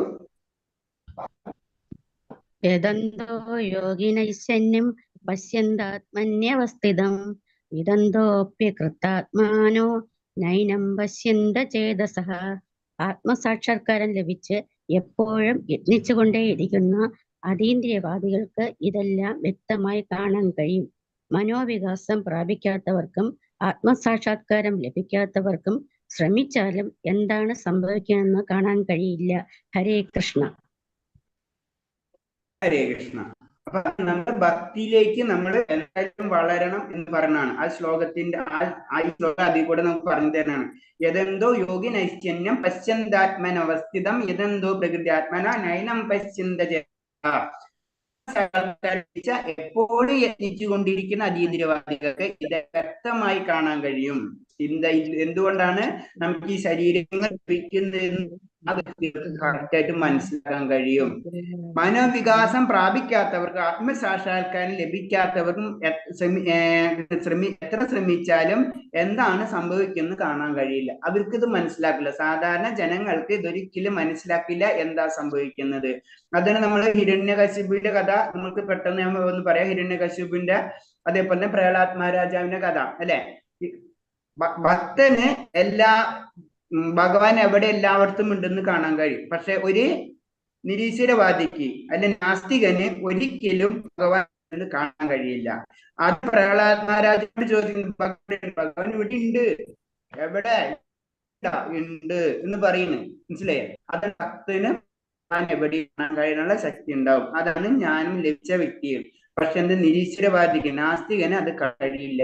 അതാണ് അവൻ കാണപ്പോഴേ അത് പറയുന്നല്ലേ, മരണമായിട്ടാണ് ഞാൻ പിന്നെ വരാന്ന് പറയുന്നത്. അതാണ് ആ ഹിരണ്യകശിപന് മരണമായിട്ട് വന്ന് കാണിച്ചു കൊടുക്കണാണ് ഭഗവാൻ, ഇതാണ് ഞാൻ. അതാണ് അപ്പോഴെ കാരണം നമ്മളെ കാൽക്കുലേഷനിലല്ല ഭഗവാൻ വരുന്നത്. അതാണ് ആ അവതാരത്തിന് ഇത്ര ഇമ്പോർട്ടൻസ് കൊടുക്കുന്നത്. കാരണം നമുക്ക് ഇമേജ് ചെയ്യാൻ പറ്റാത്ത രീതി ഹിരണ്യകശിപു ഭൗതികമായിട്ട് അതാണ് ഭൗതിക ചിന്തകൾക്ക് അപ്പുറമാണ് ആത്മീയ ചിന്ത എന്ന് പറഞ്ഞതിന്റെ കാരണം അതാണ്. കാരണം ഭൗതികമായിട്ട് ആത്മീയത്തിനെ നമുക്ക് മെഷർ ചെയ്യാൻ പറ്റൂല. അത് തന്നെയാണ് ഭൗതികമായിട്ടാണ് ഹിരണ്യകശിപുവിനെ എടുത്തിട്ടുള്ളത്. അപ്പൊ ഹിരണ്യകശിപു ചെയ്ത എല്ലാ നിയമങ്ങളും ഫില്ല് ചെയ്താണ്. മൃഗം കൊണ്ട് വധിക്കാൻ പാടില്ല, മനുഷ്യനാൻ പാടില്ല, ആയുധം പാടില്ല, അങ്ങനെ സ്റ്റെപ്പുകൾ ചെയ്തിട്ട് ഇനി ഒന്നുമില്ല എന്ന് ഹിരണ്യകശിപു എല്ലാ പരിപാടിയും തുടർന്ന്. പക്ഷെ ഭഗവാൻ അപ്പുറത്താണ്, അതിന്റെ അപ്പുറത്താണ്. അത് ഭൗതികമായിട്ട് നമുക്ക് ടച്ച് ചെയ്യാൻ പറ്റില്ല. അത് തന്നെയാണ് ആ അവതാരത്തിന്റെ വേറെ രീതിയിലുള്ള സാരാംശം. അതിൽ പല അർത്ഥങ്ങളുണ്ട്. നമുക്ക് വേറെ രീതിയിൽ നമുക്കതിനെ ചിന്തിക്കാം. ഞാൻ ഇന്നലെ പറഞ്ഞ ഭഗവാന്റെ പ്രത്യേകിച്ച് നാമങ്ങള്, അത് നരസിംഹാവതാരത്തിന്റെ നാമങ്ങൾ ചെല്ലും. അത് ലീലാവതാരം ഒരു സെക്കൻഡ് നേരത്തേക്കുള്ള അല്ലെ, കുറച്ച് നേരത്തേക്കുള്ള അവതാരം കാണിച്ചു പോവുകയാണ് ചെയ്യുന്നത് അല്ലെ ഭഗവാൻ. അപ്പൊ അങ്ങനെ പല പല അവതാരവും പല ലെവലിലുണ്ട്. ഭഗവാൻ ശ്രീകൃഷ്ണന്റെ അവതാരം എന്ന് പറയുമ്പോ നമുക്ക് ശ്രീരാമചന്ദ്രമൂർത്തിയുടെ അവതാരം എന്ന് പറയുമ്പോൾ എന്താണ് ഒരു മനുഷ്യൻ, മനുഷ്യൻ എന്ന് പറഞ്ഞ് ഇതേപോലെ ആയിരിക്കണം എന്ന് പറഞ്ഞ, രാജാവ് എന്ന് പറഞ്ഞ് ഇതേപോലെ ആയിരിക്കും, ഒരു മനുഷ്യൻ പറഞ്ഞ് ഇതേപോലെ ആയിരിക്കും നമുക്ക് കാണിച്ചു തരുന്നത്. അതായത് മനുഷ്യന്മാരിൽ വെച്ച് ഏറ്റവും ടോപ്പ് ലെവലിലുള്ള ഒരു ക്വാളിറ്റിയാണ് ശ്രീരാമചന്ദ്രമൂർത്തിയിലൂടെ നമുക്ക് കാണിച്ചു തരുന്നത്. പക്ഷെ ഭഗവാനിൽ കൂടെ കൃഷ്ണൻ ഭഗവാൻ എന്താണ് ചെയ്തത്? എല്ലാത്തിനെടുത്ത് പന്ത് തട്ടിക്കളയണ പറ്റാണ്ട് തട്ടിക്കളയാ ചെയ്തത്. ഞാനാണ് ഭഗവാൻ എന്ന് സ്ഥാപിക്കുന്നതാണ് ഭഗവാൻ അല്ലെ. അപ്പൊ അതാണ് നമ്മൾ ഭഗവാൻ ഒരു അവതാരം എന്നല്ല, ഭഗവാൻ സ്വയം അവതരിക്കണം. അപ്പൊ അത് നമ്മൾ മനസ്സിലാക്കുക. ഇത് മനസ്സിലാക്കുന്ന വ്യക്തികളെയാണ് ജ്ഞാനികൾ എന്ന് പറയുന്നത്. അതാണ് നമ്മൾ മനസ്സിലാക്കേണ്ടത്. പിന്നെ ഞാൻ പറഞ്ഞ പോലെ മന്ത്രങ്ങള് നമ്മള് മഹാമന്ത്രം ജപിക്കുന്നത് പോലെ മറ്റുള്ള മന്ത്രങ്ങള് നമ്മള് ശ്രദ്ധിച്ച് ജപിക്കണ്ടെന്നല്ല പറയുന്നത്. അതിനൊക്കെ അതിൻ്റെതായ ചിട്ടവട്ടങ്ങളുണ്ട്. എനിക്കറിയില്ല അതിനെപ്പറ്റിയൊക്കെ ഡീറ്റെയിൽ ആയിട്ട് പറഞ്ഞു തരാൻ. അപ്പൊ നമുക്ക് അറിയണത് ഇത് സിമ്പിൾ ആണ്, അത് കാരണം കൊണ്ട് ഇത് ചെയ്യാം. അപ്പൊ നിങ്ങൾ അത് ചെയ്തിട്ടുണ്ടെങ്കിൽ ചെയ്തോ, അതിനൊന്നും നമുക്ക് അതിനറിയില്ല, എനിക്ക് അതിനെപ്പറ്റി തെറ്റാണോ ശരിയാണോ എന്നൊന്നും അറിയില്ല. ചെയ്യുന്ന രീതിയിൽ ചെയ്യാം. പക്ഷെ ഇത് എന്തായാലും നിങ്ങൾ ചെയ്തിരിക്കണം. മഹാമന്ത്രം നിങ്ങളെ ഒരു ദിവസത്തിൽ 4 പ്രാവശ്യമെങ്കിലും നിങ്ങൾ ജപിക്കാൻ ശ്രമിച്ചിരിക്കണം. അത് നമ്മുടെ ജീവിതത്തിൽ മാറ്റങ്ങൾ വന്നിരിക്കും, ഒരു സംശയമില്ലാത്ത കാര്യമാണ്. അത് ശ്രദ്ധിക്കുക. അപ്പൊ അതിന് പറഞ്ഞ അത് കഴിഞ്ഞിട്ടുള്ള സെക്കൻഡറി ആയിട്ടുള്ള വിഷയങ്ങളാണ് നമ്മളെ നിയമങ്ങളും മറ്റുള്ള കാര്യങ്ങൾ. ഇനീഷ്യൽ സ്റ്റേജ് എന്ന് പറഞ്ഞത് ജപം തന്നെയാണ്. അതിൽ കൂടെ നമുക്ക് പ്യൂരിഫിക്കേഷൻ നടക്കുള്ളൂ. അതിനൊരു യുഗത്തിന് ഒരേ ധർമ്മങ്ങൾ ഉണ്ടെന്ന് തന്നെ പറയുന്നത്. അപ്പൊ ഇതിൽ പറഞ്ഞത് ഇന്ന് യോഗികൾ എന്ന് പറയുന്ന പലരുമുണ്ട്. യോഗികളോട് തന്നെ അറിയപ്പെടുന്ന സംഘടനകളുണ്ട്. ആത്മസാക്ഷാത്കാരത്തിന്റെ സംബന്ധിച്ച് 2 കൂട്ടരും അന്തർ തന്നെ. കാരണം നമ്മൾ യോഗികൾ എന്ന് പറഞ്ഞു കഴിഞ്ഞു കഴിഞ്ഞാല് അത് ആ യോഗാവസ്ഥയിലേക്ക് എത്തണം. അല്ലാത്തോടത്തോളം നമ്മൾ അവിടെ നിന്നിട്ട് കാര്യമില്ല. ഇപ്പൊ നമുക്ക് അറിയാം, നമ്മൾ സാധാരണ രീതിയിൽ പലരും നമ്മളെല്ലാവരും യോഗാഭ്യാസ അഷ്ടാംഗ യോഗം അതിനൊക്കെ പോയവരായിരിക്കാം. നമ്മൾ പല നിയമങ്ങളും, അതിലും കുറെ നിയമങ്ങളുണ്ട് അല്ലെ. ഇന്നത് ചെയ്യാൻ പാടില്ല, ഇന്നത് ചെയ്യണം, ആസനങ്ങളുണ്ട്. ഇതിലെ കൂടെ ഒക്കെ കടന്നു പോകുന്ന സമയത്ത് നമുക്ക് സംഭവിക്കുക എന്നാൽ നമ്മൾ വീഴ്ചകൾ വന്നുകൊണ്ടേയിരിക്കും. അവിടെയാണ് പ്രോബ്ലം വരും. അപ്പൊ നമ്മൾ അൾട്ടിമേറ്റ് ആ ഗോളിലേക്ക് നമ്മൾ എത്തില്ല. അപ്പോൾ എന്താ, അതുകൊണ്ട് പിന്നെ ചെയ്തിട്ട് കാര്യമില്ല. അപ്പൊ പ്ലസ് പോയിന്റ്സ് അതിൽ നിന്ന് കുറെ കിട്ടുന്നുണ്ടാവും. ഭൗതികമായിട്ട് കുറച്ച് പ്ലസ് പോയിന്റ്സ് ഉണ്ടാവും. കുറച്ച് നമുക്ക് ടെൻഷൻ കുറയാം. ചിലപ്പോൾ നമുക്ക് ശാരീരികമായിട്ടുള്ള ആസനങ്ങളൊക്കെ ചെയ്യുമ്പോൾ ശാരീരികമായിട്ടുള്ള ഗുണങ്ങളൊക്കെ കിട്ടാം. ഇതൊക്കെ എന്തിനു വേണ്ടിയാണ് നമ്മൾ ചെയ്യുന്നത്? ഈ ശരീരം എന്തിനു വേണ്ടിയാണ്? അതാണ് നമ്മുടെ ലക്ഷ്യം. ആ ശരീരം കൊണ്ട് നമുക്കൊരു ലക്ഷ്യമുണ്ട്. ആ ലക്ഷ്യം നമ്മൾ പൂർത്തീകരിക്കാതെ നമ്മളിപ്പോ എല്ലാം നന്നായിട്ട് പഠിച്ച് പരീക്ഷ എഴുതിയില്ലെങ്കിൽ എന്താ അവസ്ഥ എന്ന് പറഞ്ഞ പോലെയാണ്. നമ്മൾ കാര്യങ്ങൾ ചെയ്ത് അതിന്റെ ആ ലെവലിലേക്ക് നമ്മൾ ഉയരണം. യോഗചര്യയിൽ ഏർപ്പെട്ട് ആത്മാവിനെയും പ്രപഞ്ചത്തെയും പരമപുരുഷനെയും സാക്ഷാത്കരിച്ച് ഭക്തിയോഗർക്ക്, അതായത് കൃഷ്ണബോധത്തോട് വിശുദ്ധ ഭക്തി സേവനം ഒഴികർക്ക് മാത്രമേ എന്താണ് സംഭവിക്കുന്നതെന്ന് മനസ്സിലാവുള്ളൂ. അപ്പൊ അതാണ് പറഞ്ഞത്. യോഗചര്യയിൽ ശരിക്കും നമ്മൾ ഏർപ്പെട്ട് ആത്മാവ് അതൊക്കെ ശരിക്കും ആ ലെവലിലേക്ക് ഉയരണം. അല്ലെങ്കിൽ നമുക്ക് നമ്മൾ ഉദ്ദേശിച്ച ഫലം നമുക്ക് ലഭിക്കാതെ വരും. അടുത്ത ശ്ലോകം കൊണ്ട് വായിച്ചിട്ട് നമുക്ക് നിർത്താം. അടുത്ത ശ്ലോകം വായിച്ചോളൂ, 12-ാമത്തെ. ഹരേ കൃഷ്ണ. യദാദിത്യഗതം തേജോ യഗത്പാസയതേഖിലം യച്ഛന്ദ്രമസി യച്ഛഗ്നൗ തത്തേജോ വിധി മാമകം. പ്രപഞ്ചത്തിലെ അന്ധകാരം അത്രയും നീക്കി അതിനെ ശോഭായമാനമാക്കുന്ന സൂര്യന്റെ തേജസ് എന്നിൽ നിന്നാണ് വരുന്നത്. ചന്ദ്രന്റെയും അഗ്നിയുടെയും തേജസ്സുകളും എന്നിൽ നിന്ന് തന്നെ വരുന്നവയാണ്. ഹരേ കൃഷ്ണ. ഹരേ കൃഷ്ണ. ഇനി ഭഗവാന്റെ ആ ശക്തിനെ പറ്റി വർണ്ണിക്കുന്നതാണ്. യഥാദിഗതം തേജോ ജഗത് ഭാസയദാഖിലം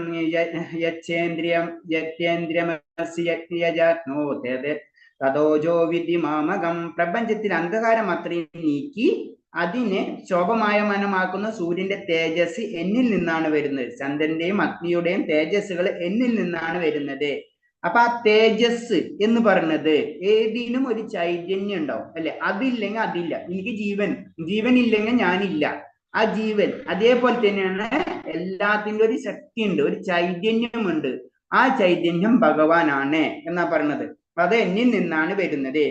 സൂര്യചന്ദ്രന്മാരും അഗ്നിയും വൈദ്യുതിയും ഏവർക്കും സുപരിചിതമായ ദർശനങ്ങളാണ്. ഇവയുടെ എല്ലാം തേജസ്സുകൾക്ക് പരംപുരുഷനായ ഭഗവാനാണ് ഉറവിടം എല്ലാത്തിന്റെ. അപ്പൊ എനർജിയുടെ എനർജി അതാണ് നമ്മൾ മനസ്സിലാക്കേണ്ടത്. നമുക്കറിയാം നമ്മൾ എല്ലാതും വർക്ക് ചെയ്യുന്നത് എനർജി കൊണ്ടാണ്.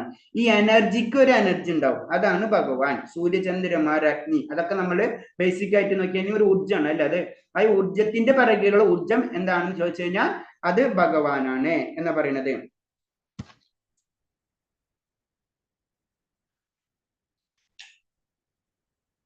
ഓക്കെ, നമുക്ക് നിർത്താം.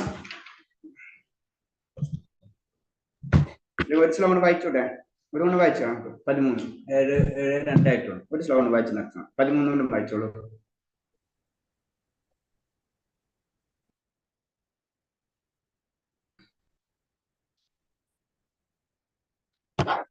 കൃഷ്ണ.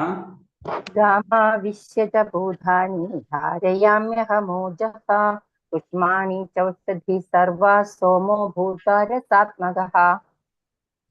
ഞാൻ ഓരോ ഗ്രഹത്തിലും ഉൾപ്പുകി അവയെ എന്റെ ശക്തി കൊണ്ട് ഭ്രമണപഥത്തിൽ നിലനിർത്തുന്നു. ഞാൻ തന്നെ ചന്ദ്രനായി തീർന്ന് എല്ലാ സസ്യങ്ങൾക്കും ജീവരസം പകരുന്നു. ഹരേ കൃഷ്ണ. ഹരേ കൃഷ്ണ.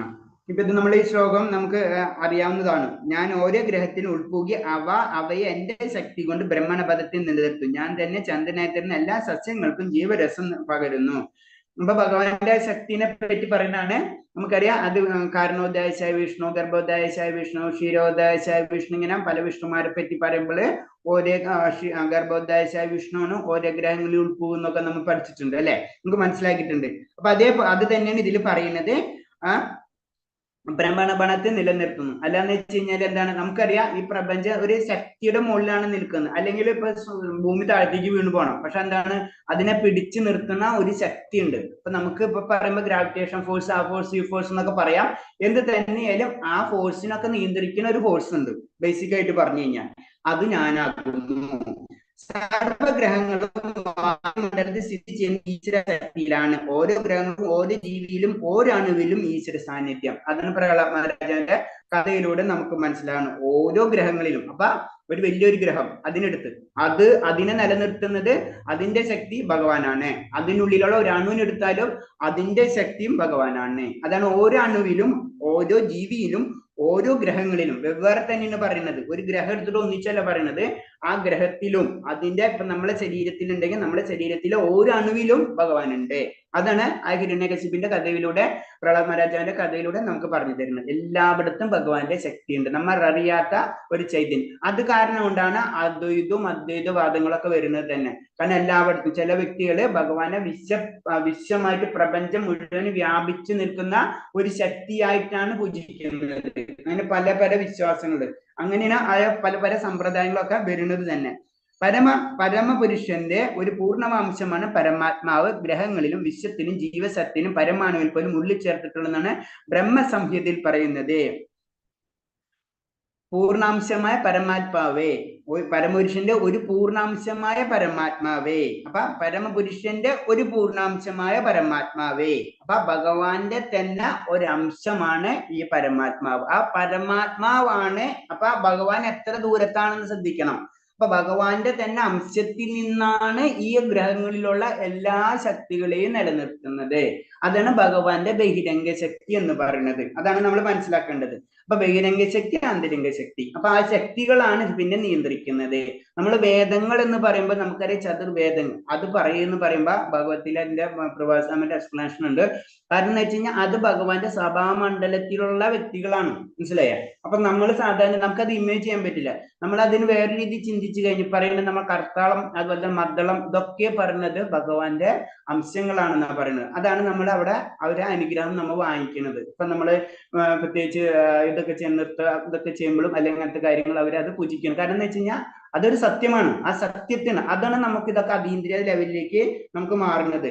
ഒരു ശക്തി, ആ ശക്തി ഒരു പിടി മണ്ണിൽ എന്നെ പോലെ ഒരേ ഗ്രഹത്തെയും പുലർത്തി പോകുന്നു. ഒരാൾ കയ്യിൽ മുറുകെ പിടിച്ചിരിക്കുന്ന മണ്ണ് താഴെ വീഴാൻ സാധ്യതയില്ല, പക്ഷെ അത് കാറ്റത്ത് വിതറുകയാണെങ്കിൽ വീണ് ചിതറിക്കും. അതുപോലെ വായു നീന്തി നടക്കുന്ന ഈ ഗ്രഹങ്ങളെ വിശ്വരൂപിയ ഭഗവാന്റെ മുഷ്ടിക്കകത്താണ്. അപ്പൊ ഭഗവാന്റെ കൺട്രോളിലാണ് ഈ വിശ്വപ്രപഞ്ചം. ഭഗവാൻ കൈ വിട്ട് കഴിഞ്ഞാൽ മണ്ണ് താഴ്ത്തു വീഴുന്ന പോലെ ഇത് ചിതറിപ്പോകും. അപ്പൊ ആ ഭഗവാന്റെ ശക്തിയിലാണ് ഈ പ്രപഞ്ചം നിലനിൽക്കുന്നത് എന്ന് മനസ്സിലാക്കുന്ന ഒരു ശ്ലോകമാണ്. ഹരേ കൃഷ്ണ. ഇത്തിരി ലേറ്റ് ആയി പോയി. ഇത് ഇത്തിരി കുറച്ച് ഇമ്പോർട്ടന്റ് ആയിട്ടുള്ള ശ്ലോകങ്ങളാണ്. അത് ഞാൻ അതാണ് ഡീറ്റെയിൽ ആയിട്ട് പറഞ്ഞത്. ഇപ്പൊ 3-4 പറയുന്നത് നമ്മൾ ഈ ഭൗതിക ലോകത്തിൽ നിന്ന് വളരെ ദൃഢനിശ്ചയത്തോട് തന്നെ നമ്മള് വിരക്തി അല്ലെങ്കിൽ കംപ്ലീറ്റ് കട്ട് ചെയ്ത് കളയാൻ നമ്മൾ ശ്രമിക്കണം. പിന്നെ ഭഗവാന്റെ ലോകത്തെ പറ്റി വർണ്ണിക്കുന്ന ഒരു ശ്ലോകം ഉണ്ട്. ആ ശ്ലോകത്തിൽ പറയുന്നത് അവിടെ സൂര്യനും ചന്ദ്രനും ആവശ്യമില്ല എന്നാ പറയുന്നത്. അവിടെ വെളിച്ചം ഏത് സമയത്തും ഉണ്ട്. പിന്നെ നമ്മളെ പറ്റി പറഞ്ഞത് ഭഗവാന്റെ അംശമാണ് നമ്മൾ എന്നാണ് ഭഗവാൻ ഈ 7ാമത്തെ ശ്ലോകത്തിൽ പറഞ്ഞത്. മമ വംശോ ജീവലോകോ എന്ന് പറയുന്നത്. പിന്നെ നമുക്ക്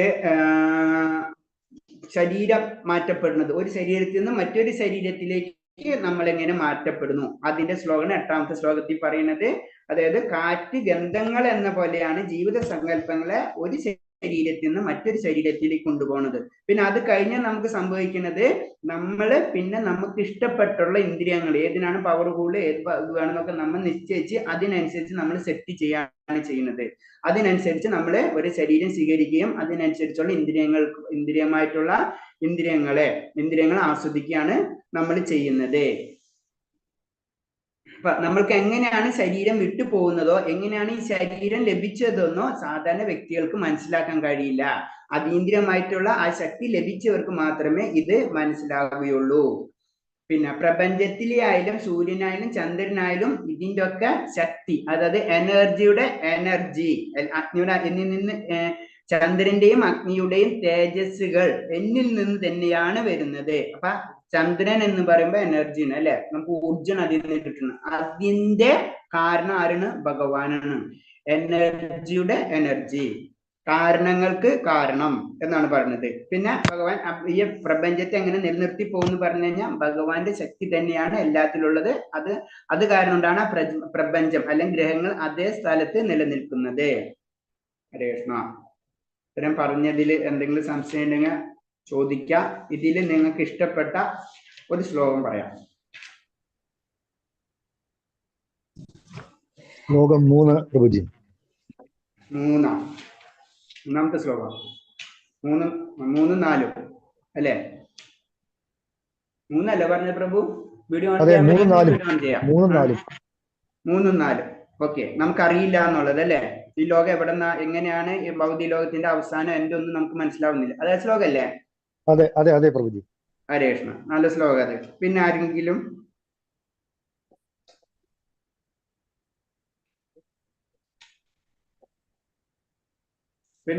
എന്തെങ്കിലും ഇഷ്ടപ്പെട്ട ശ്ലോകങ്ങളുണ്ടോ? ഇത് ഇന്നത്തെ ക്ലാസ് വളരെ ഇമ്പോർട്ടന്റ് ആയിട്ടുള്ള ശ്ലോകങ്ങളാണ്. അതിന് ഞാൻ കുറച്ച് സമയം എടുത്തതും എല്ലാവർക്കും കാണുന്നില്ല. ശ്ലോകം 9. ഓക്കെ. അതിൽ പറഞ്ഞത് നമ്മൾ മനസ്സിനിണങ്ങിയ നമ്മൾ തന്നെയാണ് സെലക്ട് ചെയ്യണം അല്ലെ. കണ്ണ്, ചെവി, നാക്ക്, മൂക്ക് എന്നിവ സ്വീകരിക്കുക. അവയിലൂടെ ഒരു കൂട്ടം ഇന്ദ്രിയ വിഷയങ്ങൾ ആസ്വദിക്കുകയും ചെയ്യുന്നു. പ്രകാരം മറ്റൊരു സ്ഥൂല ശരീരം കൈക്കൊള്ളും ജീവിതം മനസ്സിനിണങ്ങിയ 5 ഇന്ദ്രിയങ്ങൾ. ഓക്കെ, അടുത്തത് ശ്ലോകം 7.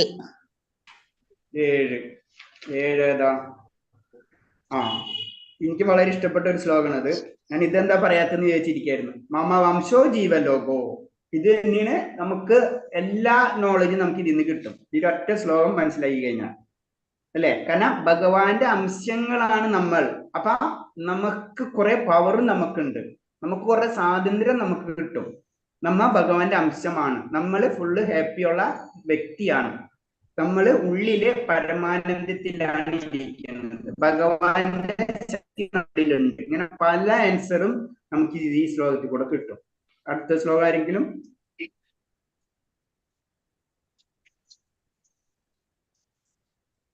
ഒരു ശ്ലോകം ഉണ്ട്, എനിക്ക് ഇൻട്രസ്റ്റിംഗ് ആയിട്ടുള്ള ശ്ലോകമാണ്.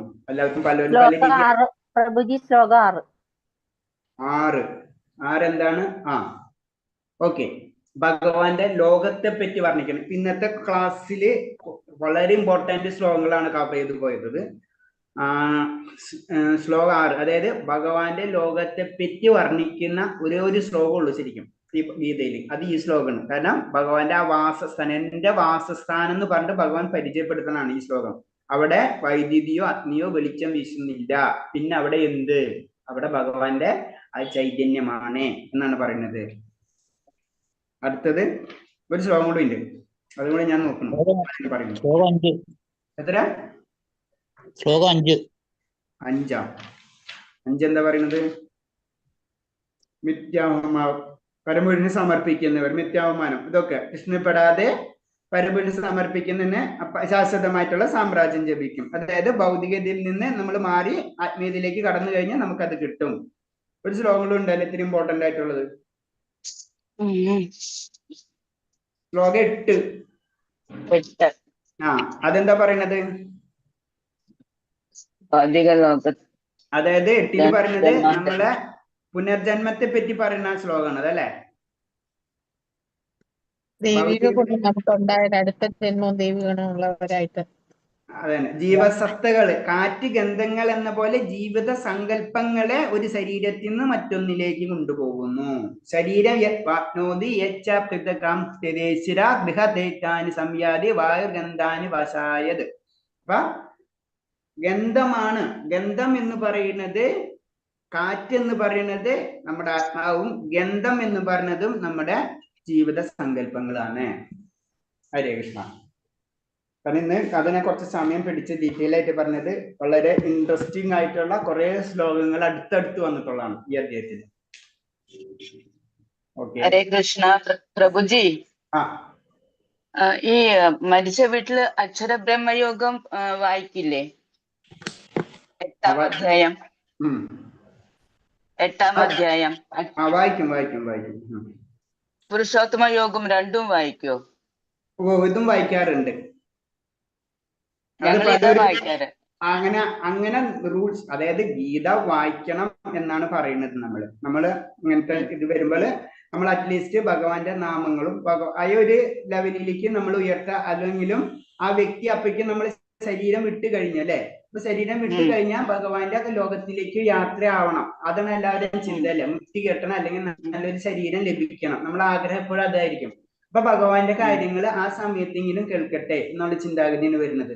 നമ്മൾ പറയുന്നത് കുറച്ച് അതിന് നമ്മൾ 16 ദിവസം അല്ലെങ്കിൽ 12 ദിവസം ശരീരം വിട്ട് ആ ലോകത്തിലേക്ക് യാത്ര ചെയ്തുകൊണ്ടിരിക്കണം. അതല്ല നമ്മള് പിണ്ടോദക്രിയ ഒക്കെ ചെയ്യുന്നതിന്റെ ബേസിക് കാരണം അതൊന്നല്ല.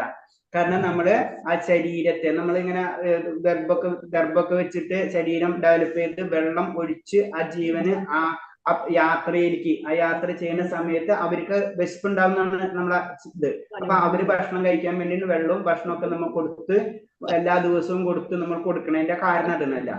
അപ്പൊ അങ്ങനെ കൊണ്ടുപോകുന്നു. അപ്പൊ അങ്ങനെ കൊണ്ടുപോയിട്ടാണ് കുറച്ച് ദിവസങ്ങൾ കഴിഞ്ഞതിന് ശേഷമാണ് യമലോകത്ത് എത്തുന്നത്. അപ്പൊ പോണ സമയത്ത് ഇവർക്ക് അത് കിട്ടില്ല. അപ്പൊ നമ്മളത് കൊടുക്കണം എന്നുള്ള സങ്കല്പമാണ് നമ്മൾ ചെയ്യണത്. പിന്നെ നമ്മൾ ചെയ്യുന്നതും എല്ലാ പൂജകളും പിണ്ടോദക്രിയയിൽ ചെയ്യുന്ന പൂജകളൊക്കെ വിഷ്ണു സ്മരണമാണ്. ശ്രദ്ധിച്ചാൽ അറിയാം നിങ്ങൾ അതൊക്കെ. വിഷ്ണുവിന്റെ ലോകത്തിലേക്ക് എത്തണമെന്നാണ് നമ്മളെ പ്രാർത്ഥന.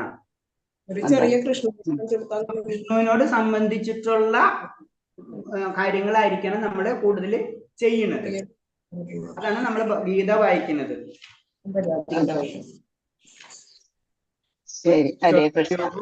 ഹരേ കൃഷ്ണ. അതിന് നമ്മള് ശരീരം തന്നെ നമ്മൾ ഉണ്ടാക്കുക ചെയ്യുന്നത്. അങ്ങനെയാണ് നമ്മള് ഒരു ഗർഭപ്പുല്ലൊക്കെ വെച്ച് വെള്ളം കൊടുത്ത് ആ ശരീരം ഉണ്ടാക്കി, പിന്നെ ഭക്ഷണം കൊടുത്ത് അങ്ങനെയാണ് ഇതിന്റെ